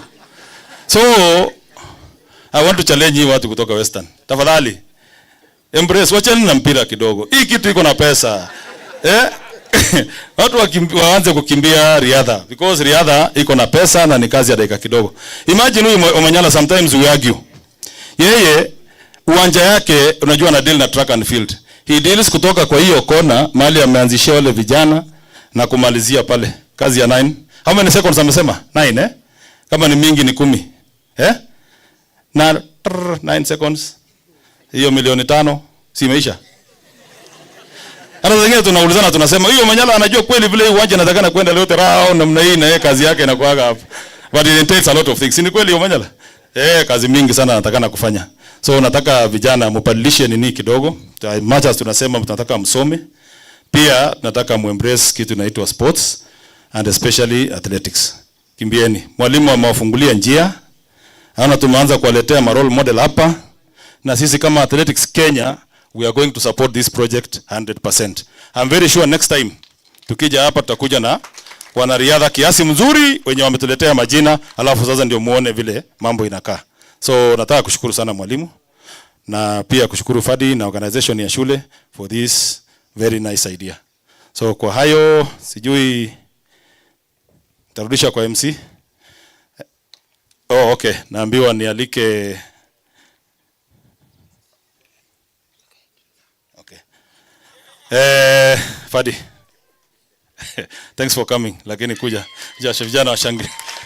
Acha nikaribishe our Africa's fastest man na pia nafikiri namba 2 katika dunia, Ferdinand Omanyala. Karibu sana ma. Thank you my brother.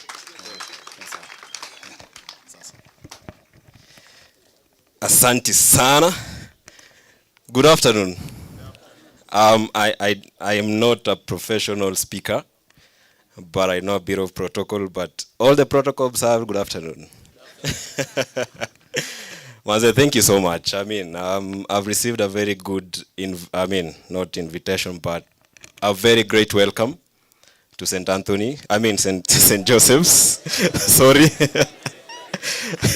We were having a debate yesterday between my brother who studied in St. Anthony and some of these schools. That's why.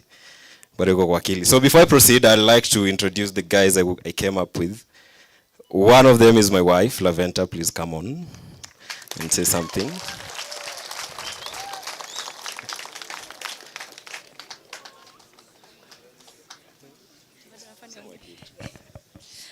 Hello guys, my name is Laventa. I am a social worker by profession. I'm also a sprinter and I also do long jump. And I'm an alumni of Kaimosi Girls. It is a pleasure to be here today. We are very honored to come back home.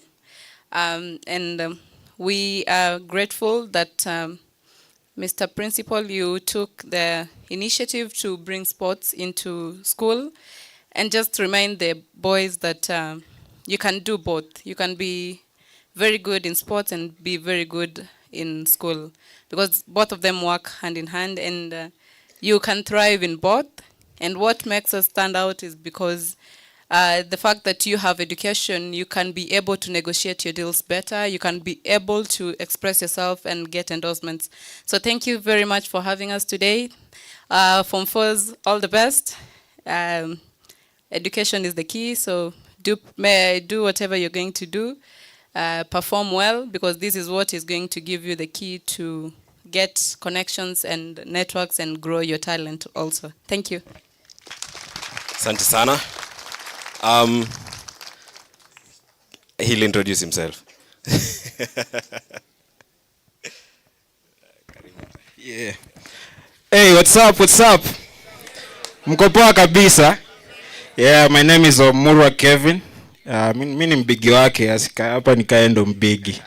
Yeah, so it's a pleasure to be here and I'm feeling good to have to sit on the same table with my principal, you know, this guy, Mr. Cosmas Nabungolo. You're very lucky to have him as your head because, man, the next 3 years is going to produce the best out of this school. So, when I was in KD, I had a dream. I really wanted to be a rapper, man. Yeah.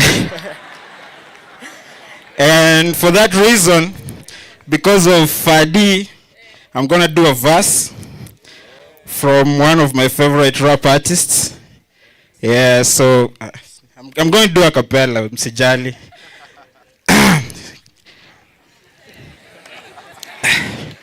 Let's dance in style, let's dance for a while. Heavens can't wait, we're only watching the skies. Hoping for the best, but expecting the worst. Are you gonna drop the bomb or not? Let us die young or let us live forever. We don't have the power, but we never say never. Sitting in the sandpit, life is a short trip. The music's for the sad man. Hey, forever young, I wanna be forever young, forever young. Do you really want to live forever? Forever. and ever. Yo, fear not when, no fear not why, fear not much while we're alive. Life is so living, no living uptight. See you somewhere up in the sky. Fear not die. I realize for a million years, bye-byes are not for legends. Now forever young, my name shall survive. Through the darkest spots of a Pyrex box of a kitchen stores, my name shall be passed down to generations while debating up in barber shops. Young slang hung here, shouted the nigga from here with a little ambition, just what we can become here.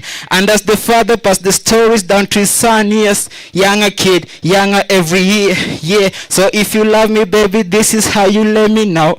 Don't ever let me go. That's how you let me know, baby. Forever young, I wanna be forever young, forever young. Do you really want to live forever, forever, forever young? Yeah. Yeah, good stuff.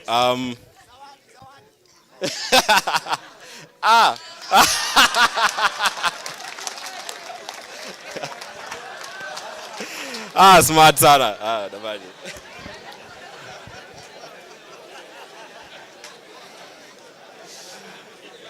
Hey, that was a great one. That was a good one. That was a good one. Good afternoon, boys. Good afternoon, boys. Good afternoon, boys here, around here. St. John's. Good afternoon. Okay.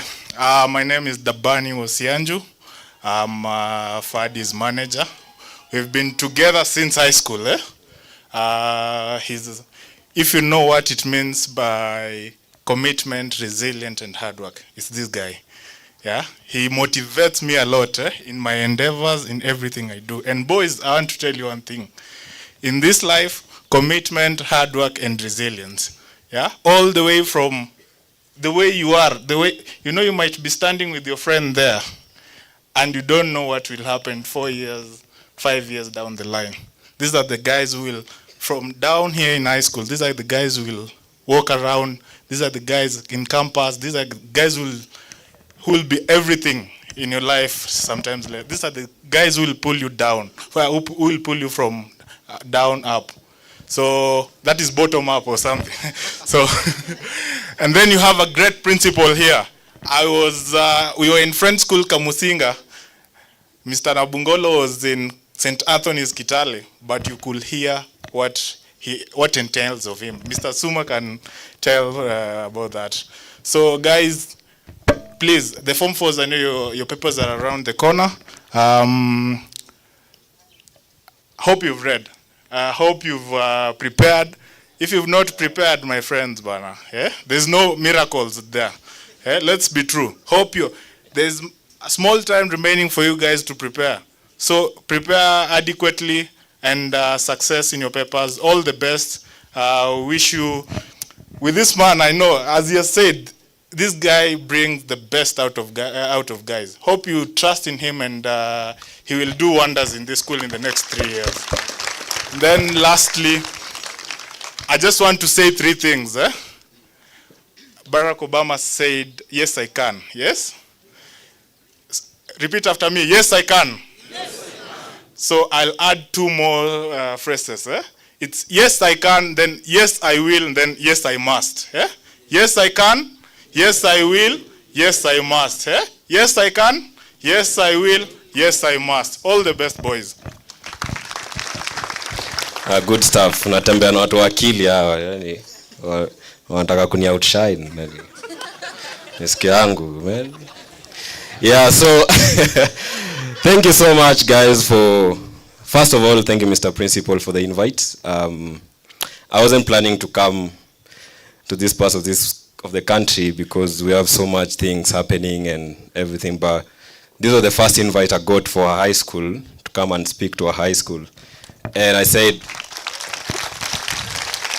let it be the first. So this is the first. I don't like giving it like a talk, but this is the first encouragement I'm coming to do in a high school. I've done with very high-end people, but this is where I started. Nimepitia through the normal system. Rono was saying in 9 seconds, but behind the 9 seconds, there's a lot of pain. Yeah, there's a lot of sleepless nights, sometimes early mornings, because I picked up this career in 2020. That was after my high school, into the university. I mean, 2016, I picked up sprinting. I grew up in Tongareni, so that's where we've done all my studies. I went to St. Erastus, Naitiri. After that, went to Friends School Kamsinga. Basically, for me, my dad wanted me to have the normal education cycle, you know, get through school, ingia kampo, pata job, find a job. Sometimes maybe, you know, we tarmac for like 10 years before pata job. Tarmac 5 to 10 years after job, get job, chukua loans, lipa loan, pako ufike maybe 80, retire, and the cycle for that normal Kenyan continues. Yeah, so that's what my dad really wanted me to have. And tulikuwa tunasomeshwa sana. Like, ninge prefer kusomea shule than kusomea home. Juu, my dad alikuwa ametujengea hadi library. Tulikuwa na library mtaa. So anytime you come home, you have to do 2 homeworks. Homework ya shule na homework ya mzae. So sometimes we'll prefer ufanya mzae kwanza juu home ni noma. Because we had a whole library at home. Tulikuwa na classes, tulikuwa tunaingia class, tulikuwa tunasoma the next class basically. Ukiwa class 1 unanunuliwa vitabu za class 2. Wewe na class 1 ushapata hizi vitu tushafanya home. So that's how it was, and I thank him for that because he made us who we are today. Because my storyline continues. Go to high school, nikapita exam St. Erastus, nikaingia Kamu as a first form 1. Niliingia huko nilikuwa nasumbua, nilikuwa indiscipline mbaya. I remember I got 2 suspensions consecutively. Nilirudi asubuhi, nikaitwa, there was another mistake, I got suspended again jioni. So I don't remember even hata kama nilienda class. Niliingia hivi nikapelekwa, there was a place called a square where indisciplined students walikuwa nakaa. So wasa waliona umse alikuwa shule, hakuwa shule, but amekam leo but bado kwa square. Washanga umse ni nini imehappen. So when I went back home and I sat and I looked at my parents and I was like, this is not their life. This is my life. Because I know most of you, some don't have parents, some have, but that's not your parents' life. Hiyo ni life yako. The moment utaanza kwenda pale kwa ofisi na suti yako na gari na dereva na kudrive around, that will not be their life. That will be your life. So I went back and I looked at my parents in the face and I saw how devastated and disappointed they were. And I decided to take a step back na nikaamua kusoma. Because manze results ilikuwa zinakam, niko number 323 out of 333. Unashanga surely utaenda wapi na hizi results. Na unajua the worst case uko kwa national school. Ukitoka hapo unajua parents, kila msee who is around your corner ana expect to perform. Watu watakuwa na celebrate ma A minor. Ulikuwa kwa class wewe una celebrate nini D? Shule ipitishi mtu. And that I saw with my own eyes. So nilirudi shule nikajiambia now it's time to work. Yeah. And when I got to form 2, 3rd term, I changed my ways. Nikaingia CU, my CU patron was here. And I used to attend those CU classes and I tried to fast. They were fasting, by the way. Every Monday, Wednesday and Friday. But now the problem was, hiyo day, ndo ilikuwa na my best meal. And najua my best meal high school ilikuwa nini? Githeri. Sasa najua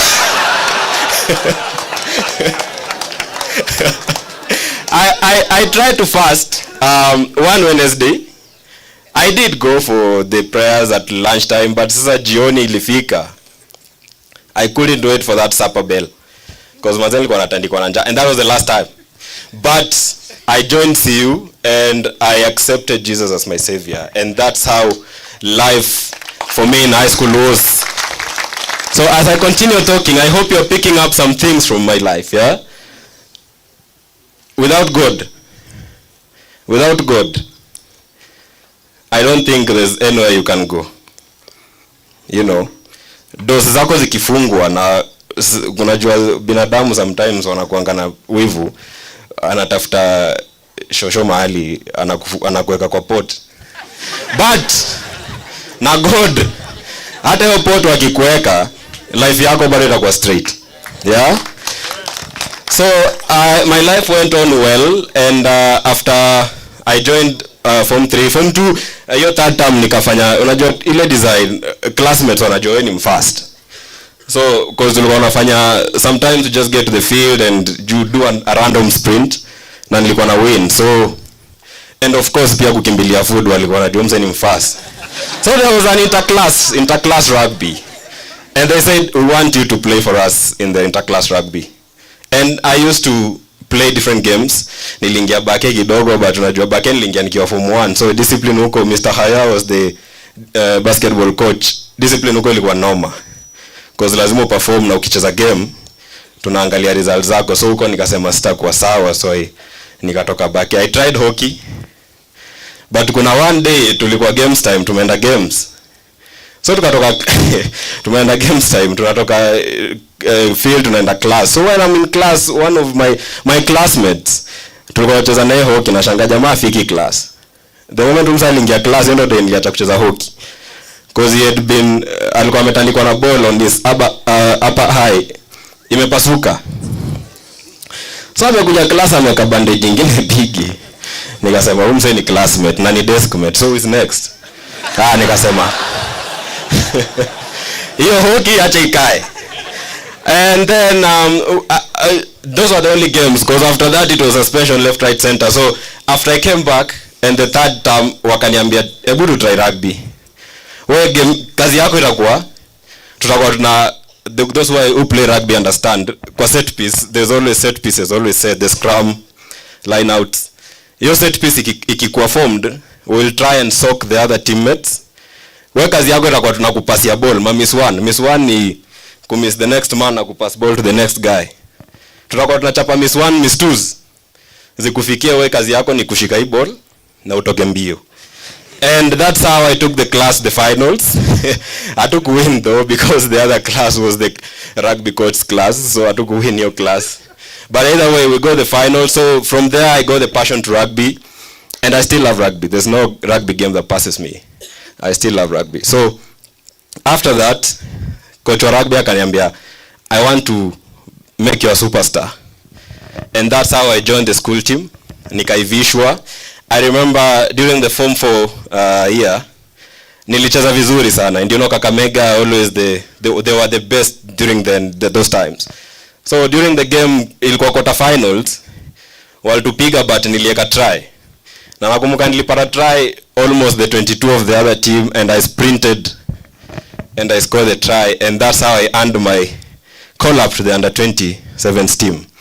So when you go to the under 20, I actually had to kufika hapo. After high school, excitement. So I was called to go to Nairobi to do the trials. This is now 2015. Mzee akanitafutia fare. Now I'm diverting my story to how I got into sprints. So mzee akanitafutia fare, akanituma Nai. I remember I was staying in Ngong. So during the trials never happened, because unajua, I don't know why team sports are like that. Tumeitwa kutoka the whole parts of the country, we are supposed to have a trials. That's why I love athletics, by the way. Athletics ukishinda hapa, nobody atakuja kublock because umewin. Sports, umse ataleta mse wake, huyo alete mse wake, wajaze ikwe team, but wamesahau the talented guys. So that's what happened. So the trials never happened. Mimi nilisikia watu walipanda ndege wameenda. I'm wondering, seriously? So after that, it was after high school, my results came, I had passed, I got an A-. Yeah, I got an A-. And during those months, I was trying to get what course can I do. Because najua inaanzanga na engineer, and then inakuja pilot, and then inakuja kidogo inateremka hadi unasema wacha nitafanya kitu itakam. So for me, I did not think about so much when I was in high school. The most important thing for me was just to get a good grade. But in high school, I loved mathematics and chemistry. And then during that moment when the Kenya University, the CUSPs were putting and selecting schools for each student, I decided that I'll do Bachelor of Science in Chemistry because it involves mathematics, calculus, it involves a bit of physics and mostly chemistry. So that's what I did, and that's what I'm still doing in university. I joined University of Nairobi Chiromo campus to pursue Bachelor of Science in Chemistry. I did the first year. So during my first year, I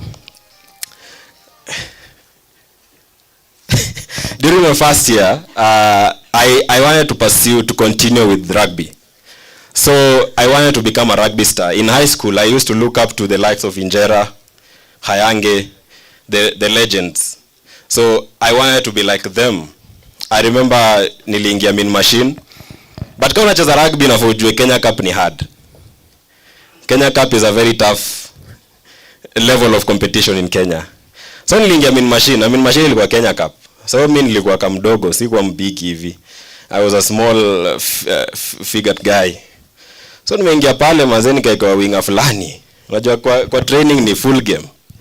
Unagongwa ile design hata kila mtu anatafuta number. The team has like 50 people. Everybody wants the first 15. Na unajua lazima utafutiwe mtu wa kushine na yeye. So mimi wakanieka wing wakasema lazima tushine na umse. So the guy was so big, and when he caught that ball during a training session, akaanza ku run towards me. Even only walk out of that field because I couldn't handle this guy. So I decided to drop down to a lower level, less competitive level. I joined Mount Kenya University rugby team. Just change shule, bado niko UN. But now after classes walikuwa na train pale Mwamba, Kenya Railways Club. So that's how I started shining because your level ilikuwa level yangu. I was MVPs in a couple of games. I scored so many tries during that championship. I got accolades all over. One guy used to sprint before, but he used to play for the club. Hizo sasa ni mambo ya Mungu. Mungu amekuweka hapo ndo msea kushow the way. So this guy was a sprinter before. So one evening akakuja akaniambia, mzee, hii speed yako unatesa nayo watu hapa sana. Have we try place ingine? And then there was no sprinter that I could look up to. Hakuna msee from Kenya alikuwa anakimbia hii distance. Nobody. Because we knew of 800 kwenda juu, not even 400, not even 200. So I went back to the hostel. Your time like a hostel. Went back to the hostel and I googled nikaangalia how sprints is and everything. And Athletics Kenya had a calendar during that time. And the calendar has different types of competitions, which are free, by the way. You just come, bring yourself, register, kimbia. So the calendar was out. That was in December 2015. The calendar was out. I downloaded it. Nikaangalia. The first event was in Mumias. Nikapigia mzae nikamwambia nataka kujaribu sprint. So my dad, being a sprinter before, knew what it takes to become a sprinter. Akaniambia na kutumia do, enda Gikosh, ulizia kitu inaitwa spikes. Spikes are the shoes that we used to run. Ziko na msumari. So mimi ndio huyo nimetoka UN iko huko wasawatabahatika kwenda University of Nairobi, mtajua paliko. But sasa before ingia hapo lazima work hard, una get. Lazima ujikaze. So wasawataingia UN iko in the uptown. So nilihave kutoka uptown nikaenda hadi Gikosh kutafuta spikes. That was in 2016 around Feb. So mzee akanitumia 5k and nikaenda pale nikaulizia I need spikes. I got some spikes, I got the running kits. And I boarded my first bus to Mumias. Kitu sijawahi fanya. Like I've never run in my life. The only running I do ni kukimbilia food. Na maybe kukimbia kwa field, kuscore tries. So I went to Mumias. The moment I got there is when the reality hit me. Because nilikuwa like blank. I know nothing about athletics. I've just been doing the normal strength training because of rugby. So niko pale Mumias, and one of the guys, so unacheki, it's a feel like this. So you sit some place and then you see how buses are coming in. Wasawa prisons wakakuja, wasawa police, wasawa KDF, and the moment wasawa step out of the buses, awase ni mapro, wameifanya for the longest times. Although I get that level, but wanajua how the system works. Wasawa wako na sheds, wako na Kenyan kits, wako na bags, wako na tights, wamevaa shorts zingine kalikali. Mimi niko pale na vitu zangu za rugby. Wajua rugby, kwanza I hope hawa wa rugby wako kaa vile tulikuwa. Unajua rugby tulikuwa tunatumia kiti na chafuka mpaka inaweza simama. Cause kiti imechafuka, umecheza kwa vumbi lakini uoshi. Ukiweka shot hapa inasimama. So those are the kinds of kits I had. Kit ni ngumu, man. Yani, and then these guys are coming with a professional attire. So I looked at these guys and they were so intimidating. Another lesson picking from that is that never let anybody intimidate you. You understand? All these people in this world, everybody anatumia damu ka wewe. Everybody gets intimidated. It just depends how much umsara ku intimidate. I've stood in the lane, asijafika hapo lakini acha nitafika. Never get intimidated. So one of the guys ali come from the bus na akaniona pale nikifanya warm up zangu. Akakuja akaniuliza, kijana umekuja kufanya nini hapa? Because I was off kabisa. Hata warm up zangu zilikuwa tu za ufala. Yaani wewe bora race ifike, wewe uingie kwa line. Wanataka kukimbiza watu. So one thing that came into my mind was, umetoka Nairobi, mzaa amekubaya kits. Uwezi toka Nai ukuje Mumias uko intimidated. Tukaingia kwa line. Umsa aliniambia umekuja kufanya nini hapa, tulikuwa na hit moja. Nilikimbia, I ran my heart out and ilikuwa kienyeji. Unaona ile una run tu. Of course nikiweka hapa video yangu ya 2016 na video yangu ya this year, there will be a whole difference because sprints is a whole different game. Mimi na kienyeji yangu nimeacha wasee huko mbaya. Na shot yangu ya rugby. So I won my first ever athletics event. So tuko pale tumechill, so unajua sasa utai umepata mabeshte. Wasa wanakuja wakuuliza, mzee unatoka wapi, una train wapi? Mimi training yangu ni pale railways, hata sina coach nini. Tumekaa pale sana pigia wase story, unachiki zile za ushago, umekalisha wase chini. Unawapanga. Naambia acha sasa ni wa show. Sasa sijui kitu. Tukapotelea kwa story pale, sikuwa najua kuna kuangana token ya kuwin these athletics events. So kiasi hivi nasikia, Omanyala kwa wapi tunamtafuta kuja achukue bahasha yake. Mbio mbio pale. Nimekuja hapo nikapewa bahasha. My first ever token from athletics was that. Kulikuwa na 5k ndani. Nikaambia Mungu asante, umepewa msawa first year 5k. Unajua vile life first year si easy. Life ni hard. Mimi nilikuwa natumia unga na mzae kutoka home. Unabai mboga ya 10 bob, sukuma. Hauna luxury ya kubai nyanya, juu ukibai nyanya utasota. So the most important ingredient is kitunguu. So ni mboga ya 10 bob na kitunguu ya 5. Hiyo inakulast siku 3. You know life mnaenda kupata kampo by the way, si uongo. Lazima survive. Na kubai food company expe. Unapata chapo moja ukishika hivi naanguka, bado wanakuambia ni 20 bob. Ukiweka chapo mimi siwezi kula moja, ndakula kaa 5, hiyo ni so. Hiyo so imenilisha 1 week. So that's the life I was living. But sasa mimi ni hapa nimepewa 5k. Je, ukipigia mzae umwambie manze nimesota na kutumia foso. Na hiyo time kutoa foso ilikuwa 27. Kutumia 427 bob. Utoe hiyo 400 usurvive nayo. Mada sasa ni wasi. Mada atakutumia 110 cause kutoa soni sasa imepanda ni 11. Mada atakutumia so na kutoa, so of course atatuma 110. So 110 plus 4 so hiyo ni 500 surely. Na unajua usimpigie tena cause ukikutumia hivyo unexpect 1 month. 1 month mzee. So wasa wanawadanganya kampo life ni easy. Life ni easy cause uko free.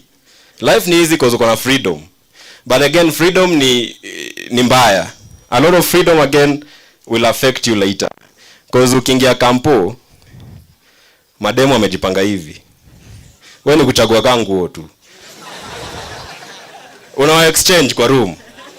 Wewe akitoka na mbe mwingine pitia side nyingine unamuingiza. So that's the freedom mostly you guys are looking forward to, but it's not a good thing.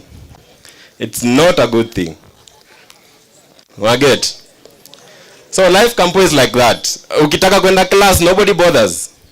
Hakuna msata kuja kutoka kwa hostel atienda class. Ukitaka kumiss hizo class the way you want to do it. But at the end of the day remember like what I told you when we started. Your life si ya mzazi wako.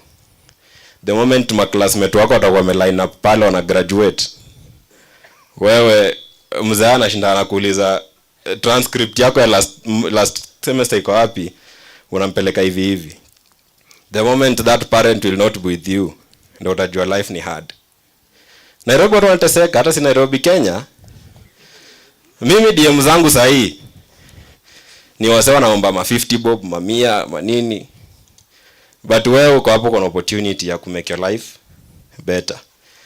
My story ilikuwa imefika wapi? Tulikuwa Mumias. So after Mumias went back to school, that was my first time niliandikwa kwa gazeti. Mzee akanipigia akaniambia, mazoko kwa Daily Nation. It was on a Sunday. Mimi niko excited, hiyo gazeti sijui ilienda wapi, but nilikuwa nimeibuy. On Monday morning the sports director wa UN akaniita. Akaniuliza, mzee umeenda kukimbia au utaje tuambia tukusupport? Nikamwambia nilikuwa najaribu tu. So they said they will support me going forward. So the next event was in Nakuru. Nilifikiria ni chocha, nikaitwa na director akaniambia, before uende ukuje unione. Nikafika pale nikahesabiwa 6k. Nikamwambia ni fair, hiyo ni accommodation. Enda ujisort. The funniest thing about all this Nakuru story was tulienda Nakuru. Mimi nimetoka Ushago. The best ni mailala ni kwa hostel. Nimepewa pesa ya hoteli. Nilikuwa na beshte yangu, tumefika Nax. Tukatafuta lodging, hata si hoteli, tafuta lodging.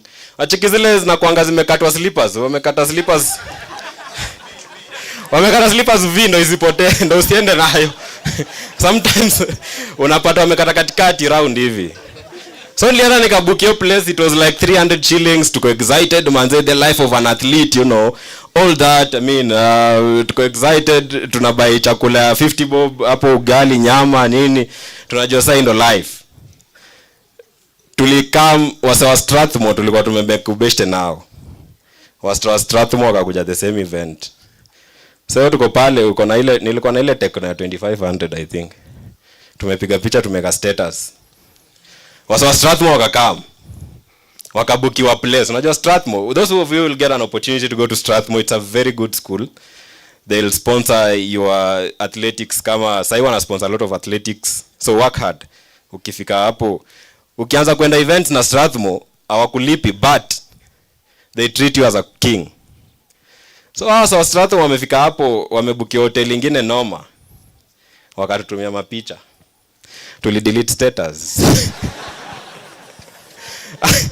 Another lesson, never compare your life with other person's life. Kila msee ako na safari ya, usione huyu msee uanze kutama. Hata mimi siwezi taka kuwa Omanyala. Kuwa better than me. Look at me as a role model, but just be better than me. So nilianza kujicompare na wasa wa Strath. Hao sawa walikuwa wamekuwa smart. So the whole thing happened, and then athletics, sijui mbona athletics Kenya wanafanyanga hii mambo. Nimefika finals. The previous day nimeshinda game zangu. Tunafaa kuingia finali. Nimekuja finali hivi na kit zangu za rugby. Na unajua zile long stretchers t-shirts tumeingia pale. Naangalia wasa wako kwa line wase 9. I had a right to get the final. But our officials wakaniangalia wakaniuliza, "Uko sure ulifika finali?" But I won. I won my semis. Wakaniambia, "Kijana wewe ndio umekuja next time." Nikachujwa. Wakaeka mzee wa police, namkumbuka mpaka leo. Wakaeka jamaa ya police, game ikaenda. Hiyo story kadai. My 2016 went on was so well. I never gave up. I continued training. Olympic trials. Wasao walikuwa wametoka African Championships. Wamekam. hapa LD Kipkeino Stadium. Niliwanyorosha. I won that event with a 10:37 and it was a big improvement for me. I was so excited. So 10:37 won, but I couldn't make it to the Olympics. I couldn't make it to the Olympics for 2016 because qualifying time was 10:12. I ran 10:37, 0.2 seconds ikanieka nje. And the year went on and mwaka ikadai. I called my parents nikamwambia manze sasa pali imefika. Athletics ni tough. I want to defer my studies. Sijasema ukiingia kampo defer for good reasons, yeah. So mimi nikaenda pale nikaandika barua nikasema manze nataka sana focus more on athletics. I want to get into the national team in 2017. One of the guys mwenye nilipelekea barua aliniambia manze uko so ignorant. Unataka kudefer kufanya kitu hata Kenya haijawahi fanya. Are you normal? Nikamwambia mimi na trust gut yangu. Papa yangu ndio hii, please just sign it. He signed it. Nikadefer. So 2017 season we trained so hard because it's a technical sport. You have to learn a lot of things. Ni 9 seconds but it takes a lot of hours. After 9 seconds I am sure nikiweka hapa na to time nobody can run even 11. It's tricky. 1 2 3 4 5 5 tunakuanga hapa. Tushaanzia pale. 5 seconds gets you in the middle of the race. And most of the time we fly the last 50 is like 4.3 seconds. Because we run 10 meters in 1 second. Between 60 and 80 meters, the 10 seconds is always split by 0.9 seconds. 10 meters, 0.9 seconds. Before you get to that level, umepiga shift. Utakuwa umepiga kazi. Most of the time, I look at the comments on my social accounts and naona wasa wanasema umzako lucky. And I'm like, you don't understand the hard work that we've put in this thing. For me, kukata 10.3 seconds to 10.05 seconds took me 3 years. 2016 to 2021. Every time tunaingia game, 10:31. Every time tunaingia game, 10:35. 10:40. 10:30. Nilikuwa kwa 10:3 for like 2 years. So there was a bit of a downfall for my career. In 2017 season nilikuwa imepeak. Nikashikwa na back problem. I had a back problem. Nilikuwa na train pale Nyayo. Back ika snap. So tumeenda kwa physio. Physio amecrack back hapo kiasi ka release. Went back to the hostel. Nikadoze. After 3 hours nikaamuka and my whole left leg was numb. So that means kuna vein ilikuwa imefinywa mahali. So unashika mguu yako, unaiona lakini haufeel. Sijui nilikuwa natembea na hii na hata sikuwa like sijui hata nilikuwa natembea aje. So nikapigia Chesco nikamwambia Chesco ni coach. Nikapigia coach nikamwambia manze pale imefika sasa ni noma. Nationals is coming in a week. Tukatafuta hosi. Tukaingia hosi. Tukamwambia doctor nataka kufanya x-ray. Doctor akasema hii ni kitu kidogo, hii ni vein. Hii akatafuta sindano. Tukamwambia we are always tested by anti-doping guys. So whatever you give me, make sure iko tested. Another lesson, usitrust mtu. Usitrust mse. Hii life ni moja tuko nayo. We don't have 2 lives. We don't have 3 lives. Tulitrust tu doc. Akasema nimesoma kila kitu. I know everything about anti-doping and stuff. Na kudunga hii sindano. Akanidunga and it helped. Nikasikia pain ime-release. The following week nationals, I ran to the worst race of that season. I ran a 10:7. 10:75 for me, nilikuwa msawa 10:3. 10:75 was bogus. But either way, I said ni because of that injury and all that stuff. So I was tested after the relay.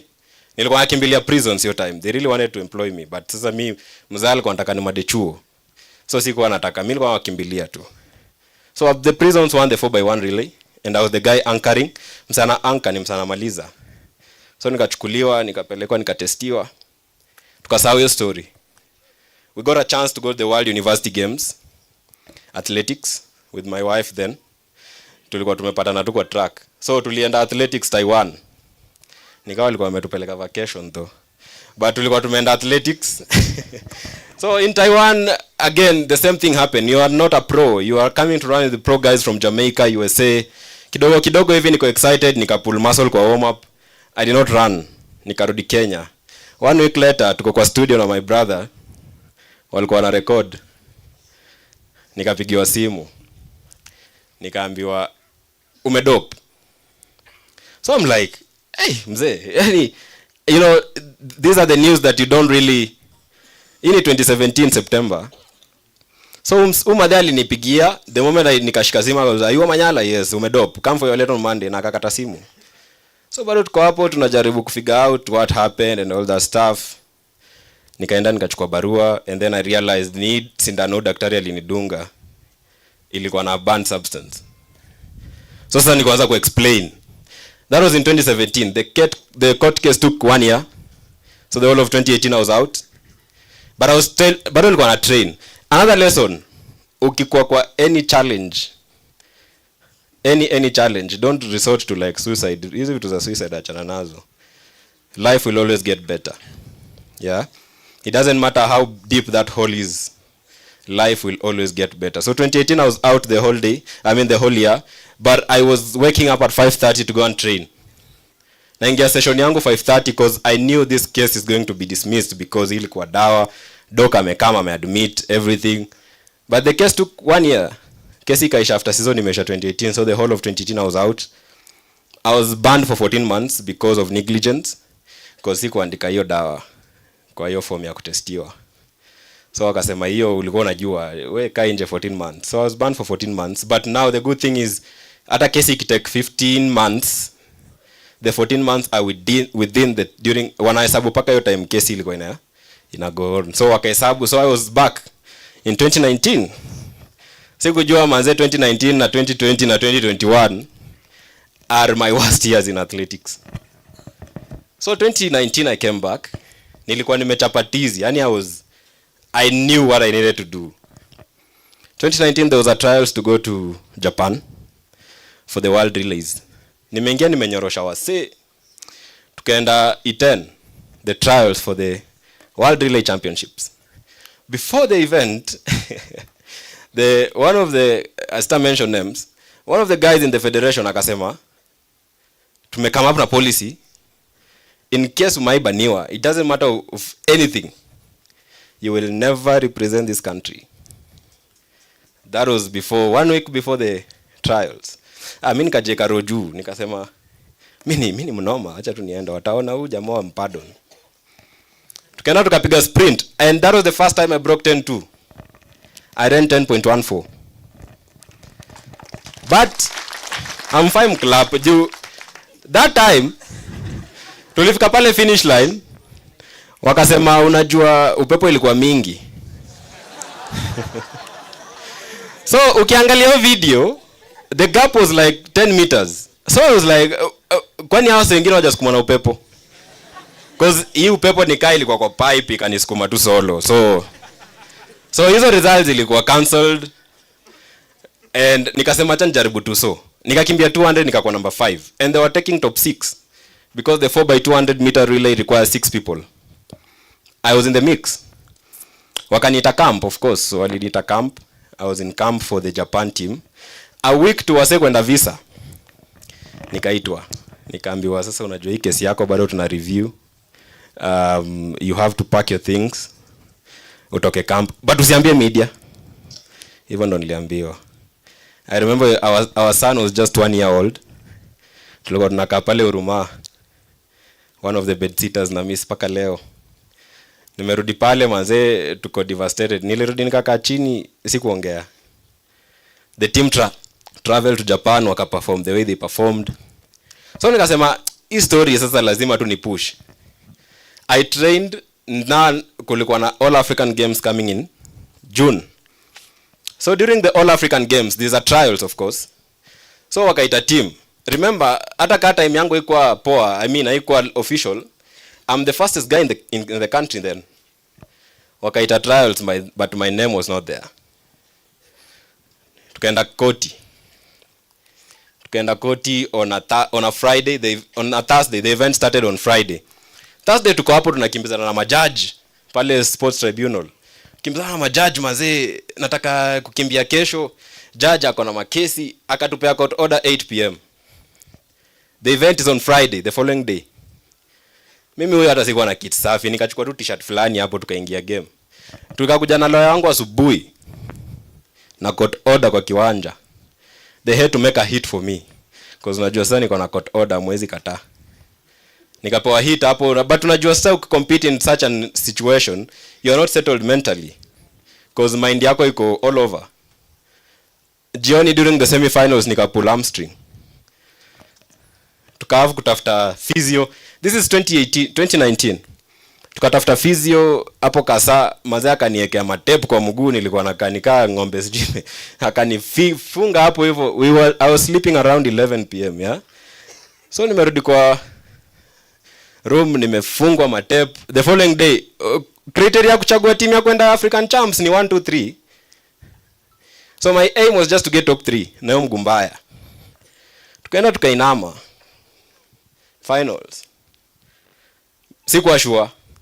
Nilitoka from the blocks very uncertain. Kufika 30 meters mguu imesema kijana twende. And I picked up my speed. I came number 2. That means I need usiklap cause bado. So tuko hapo sasa na ngoja at least sasa maybe hao sasa wamesahau hiyo story manzo wameona talent nini, so wanafaa kuniweka kwa team. I'm number 2 man with an injured leg. You know the criteria for the selection of 100 meters was what? Only picking number 1. And the 200 meters they took 5 people because now for the relay they need 6. Kusema huyu kijana kwanza. Kuna jamaa alikuwa number 3 ananiblaming mpaka saa hii. Ulifanya siku enda African Championships. Because ulikuwa number 2 nikakuwa number 3 wakachukua number 1. So 2019 ndio hiyo imedai. 2020 you all know what happened, COVID. Years are moving. Unajua hii sport pia ni time based, yeah? We are not going to be here forever. No, this is the second year, this is the third year actually, 18, 19, 20. 20 may come, COVID happened. In November that year, Innocent Namco Simiu, he was the coach for the Kenya Sevens. He called me akaniambia, manze nasikia stories zimeganda huko. Nataka nikuite Sevens. And I told God, if this is the path that you've decided me to do, I'll go with it. Tukaingia Sevens. So training ya Sevens was 4 times a week. At least tulikuwa tunalipwa 2,000 per training session. So nakula 2,000 per training session. So per week niko na 8K, per month niko na 32K. And I said I'm giving my heart to rugby now. This is 2020. So I started going for training, kapiga tizi. Little did I know, this was the training session that was going to help me for the coming year. So tumepiga session because we were doing a lot of specific work. Tulikuwa piga gym and so much conditioning. I never knew this was improving my speed. So 2020, November, December, I was with them. But at the end of the December session, sasa nikaitwa nikaambiwa, mzee, sasa hapa kumekuwa na shida. Wase wa team wanasema walikuleta, because nilikuwa nimeanza kwa threat. Nilikuwa nawapitisha pale wing na 2 seconds, wanasikia kitu. Nilikimbiza wing wao mmoja akaanza kusikia mbavu. So kulikuwa na complaints. Wanasema huyu jamaa ametoka wapi, yuko kwa club, ameitwa tu from nowhere. Si wacha ingie club ndo akam. Nikaambiwa January usirudi. So that's how pia hiyo ili. So I said C7 circuit is always being played in June. So I have only 6 months in athletics because now pali imefika hii athletics inisaidii. Nakumbuka 2020 life ilikuwa imekuwa hard before I joined rugby. Ninakumbuka nilienda kufanya kazi ya chuma, kutulibeba machuma pale posta mbaya sana. It was a 2 days job, nilikuwa nalipo 7 so per day. Because my wife was providing for us then. But then hakuna vile ningekaa tu kwa nyumba. Mimi nikatafuta job, nikaenda posta, nikabeba machuma. I remember one of the athletes mwenye alinishinda 2019 ana work job posta.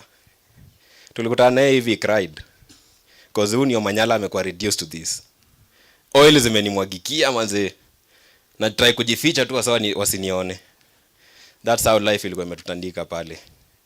But I believed that God alikuwa ameka something in me that must be seen. I never gave up. So 2021 was my last year in athletics. Only 6 months coming. And I need to do with nataka ni train athletics ndo nivishe speed ya kwenda kucheza rugby during the 7th circuit which starts in June. Ndo after that maybe nitaitwa sasa kwa team the right way. Niingizwe 7th team. But then January nika sneak around nikapata event moja pale walikuwa organize. Mimi nani nilitandika mbaya sana. I ran a 10.11. It was the fastest time in the world at that time. And it was the national record because the national record was 10:23. But sasa wakasema unajua ni aje? Wind ilikuwa mob. We cannot recognize that time. But either way, God was trying to now kunitoa nje. 1 week I was in media. From Monday nilikuwa nafanya ma interviews. After training niko interview. Tuesday training interview. K24, KBC, Citizen. Bana Ndonga alinifanya interview ka spread out wide. The following weekend sikuitwa. Nilienda nikaambiwa wewe tulia kwanza usikimbie. Najua reason wananipea wananiambia we give you a chance na unakimbia sana.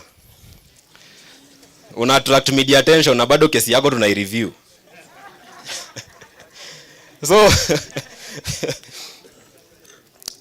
sikukimbia the following event. But now this news was spread. But now pia life ndo imekuwa hard. I remember nilienda police recruitment because nilikuwa nataka job. Nimedifa shule. Unajua university huwezi defer na urudi tu ingie vile unataka. It's a process. So nilikuwa nimesema I want to be out for 4 years. There's no way I'm coming back before 4 years. So lazima ikuwa a long process. So before that I said acha nijaribu police nipate at least kakitu man after every month. Tukaenda recruitment 6 am tuko hapo. Na unajua it's a sports recruitment, si normal ya kiwanja because there's always a sports recruitment. So kawe ni mtu wa sports na unatakanga kuingia hizo ma forces, there's always a sports recruitment. Amshikanishi na watu. Tumeenda sports recruitment pale DC headquarters hapo South T. Kila mtu anajua Omanyala of course in the sense of athletics. Wanajua mseni mnoma, amekimbia fast times. So during that recruitment nikaambiwa hadi nifanyisha watu warm up because wanajua umse ni mnoma. Pigisha watu warm up, tukapiga exercises pale, tumekaa pale, medical test, everything done, check, pass. 6 PM wanatoa majina za watu wanaingia police wasa athletics. My name was not there. Nikaambiwa reason umepita sana exam, but I knew there was something more behind it because it's a sports athletics recruitment. So of course you know what's happening in the sense of athletics. You cannot represent the country. There's no way I can give you a job and you can't represent the country. That was the reason. But liambi umepita sana. Hii minus yako utakuja outshine huku, but nikasema sawa. Went back home, it was a hard moment for us and my family. Life imefika mwisho. That's how I went, nikaanza kutafuta job ya posta pale kubeba machuma. Tukawa transfer chuma kutoka GPO paka huko chini railways. Na unajua time sasa hao walikuwa wananitumia kwa sababu msa ameunga. Tulikuwa tukifika kwa places zenye hiyo wheelbarrow hizi nuka, na amefadie. Kuja upige deadlift. Kama hapo tunapiga na kuja na ino hizo wheelbarrow mbaya. Narudi home naambia maze, nasikia mgongo, massage kidogo. Nafaa kuingia job kesho. That was my life then. So during that time, after all these media interviews have just gone wide, during that time, by the way, sasa nilikuwa na sign na everybody because this is my last time in athletics, of course. Hata msange kuja niambie mimi nataka kuwa manager wako, sawa, kuja to sign contract because I'm not going to be here for long. Yeah, jui, but mimi najua. So I signed with like 6 guys, all my managers. Kaambia tuweke kandarasi bana. So they were coming because of course the media, your media ilikuwa imespread wide, ni talented. And you know with Kenyan market it's very tricky. Usinione hapo ukafikiria nitapata endorsement rahisi. Before a Kenyan company gives you an endorsement, lazima iko imego through a lot of process. So our managers walikamwa wakijua umsa ako na jina. So tutapata kakitu. Of course mtu akikusign atakula 10 or 15%. So that's what they came with. So I signed 6 different people. One of them akanipeleka one of my companies, one of the companies that worked with me then, Odibet. Those are the people who believed in me. Na hata bado ilikuwa hard because tulienda kwa ofisi, mi nilikuwa natafuta do manze, life imekuwa hard. So tumeingia kwa ofe, 10 board members, only 2 on my side. The other 8 wanasema umsa hata hizi enda Olympics. It was the Olympic year. So mbona tumpe sponsorship? But thank God the guy who was on my side was the owner of the company. Akasema tuna risk. Tumdunge 500k. Mimi ndo huyo mazee, life imenitandika na mnanipea punch. I was so excited. I said, whatever you want to do with me, just go ahead. Anything. Use my image vile mnataka. I never knew what's coming in huko mbele. So nikapewa 500k again. There was a call made to their office that mbona mnapitia nyuma, inafaa mpitie federation ndo mpe umse pesa. Mbona mnape umse pesa bila kutuambia? And there was a lot of stories around it. But nikasema pesa yangu imeingia kwa account. Ndo itoke. Muniue. Nililock. Nikasema hii pesa yangu amchukui. So that's how I got the money. At least we go to open a biz, tukasave some. Na hiyo pesa bado tuko nayo mpaka sasa. Hata tujui kwa wapi. Tuko nayo pesa tuliweka kwa one of the insurance companies na bado iko tu. Itatusaidia sometimes. So tukasave hiyo do, tukafungua kinyozi pale. Najua sasa lazima utafute kitu. So during that time, one of the other managers akaniambia mazee Nigeria wamesema wanataka kwenda ukimbie huko. There was an event in Nigeria. Now I was the first guy to run fast that year in Africa. So wakasema they want you there. But sasa they are not paying your flight ticket. Flight ticket unajisort. But the other side watakusort kila kitu. Tukajilipia flight. Tukaenda Nigeria. Nililand Nigeria and I was like, Kenya ingekuwa inanitreat hivi. Ningekuwa mbali. I got to the airport. Nikapata hivi media houses hivi zimepangana hivi zinataka kuni interview. Nikaingia hivi after checkout, after interviews nikaingia kwa Prado 4. Zinanipeleka kwa hoteli 5 star. Nafika pale kwa hoteli napata nimewekewa my coach na my physio wa hiyo side wa kunichunga. So mimi nafika hapo bana nasema sasa ndo life.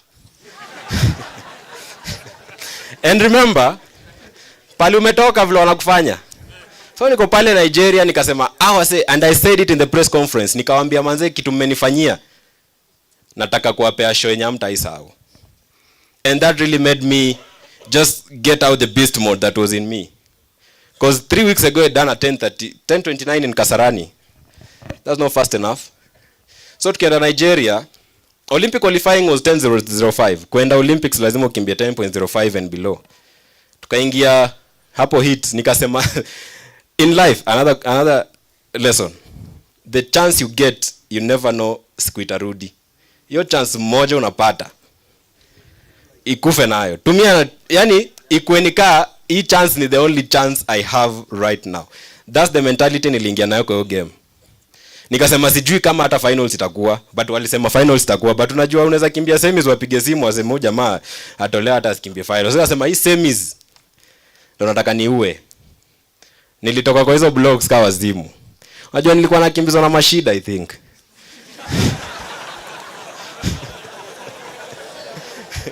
Nilikimbia. Nilifika finish line looking at that clock 10.01. Ngoja usipige makofi. Hiyo bado ilikuwa So this time it was good qualifying Olympics tushaingia so 10:01. So finally mimi nikaenda hapo bado nikarun poa, but of course excitement news ikafika Kenya, every media houses tena ika blow out that story. Everybody was talking about Omanyala amequalify kwenda Olympics for the first time a Kenyan 100 meters amemeka Olympics. But now the problem with that time was there were 2 federations fighting in Nigeria. Kulikuwa na moja itaki kutoka kwa ofisi na kulikuwa na nyingine nataka kuingia. So vile nilirudi, AK wakapewa pressure. They sent an email. Email ikaenda bad federation. The bad federation says hata tujui event ili happen. We can't recognize that event. Ikachukuliwa ikaekwa kwa media. Your event was not even sanctioned. Amekimbia race tu ya ufala. That time was cancelled. again I said 6 months manze, ni March. So niko na how many months? 3. Whatever you say above me, whatever you do, I don't care. Niko hapa for a reason, niko hapa for some little time, natoka narudi rugby. So I didn't care. Mimi nilianza kuchapa tizi because I wanted the 6 months to count.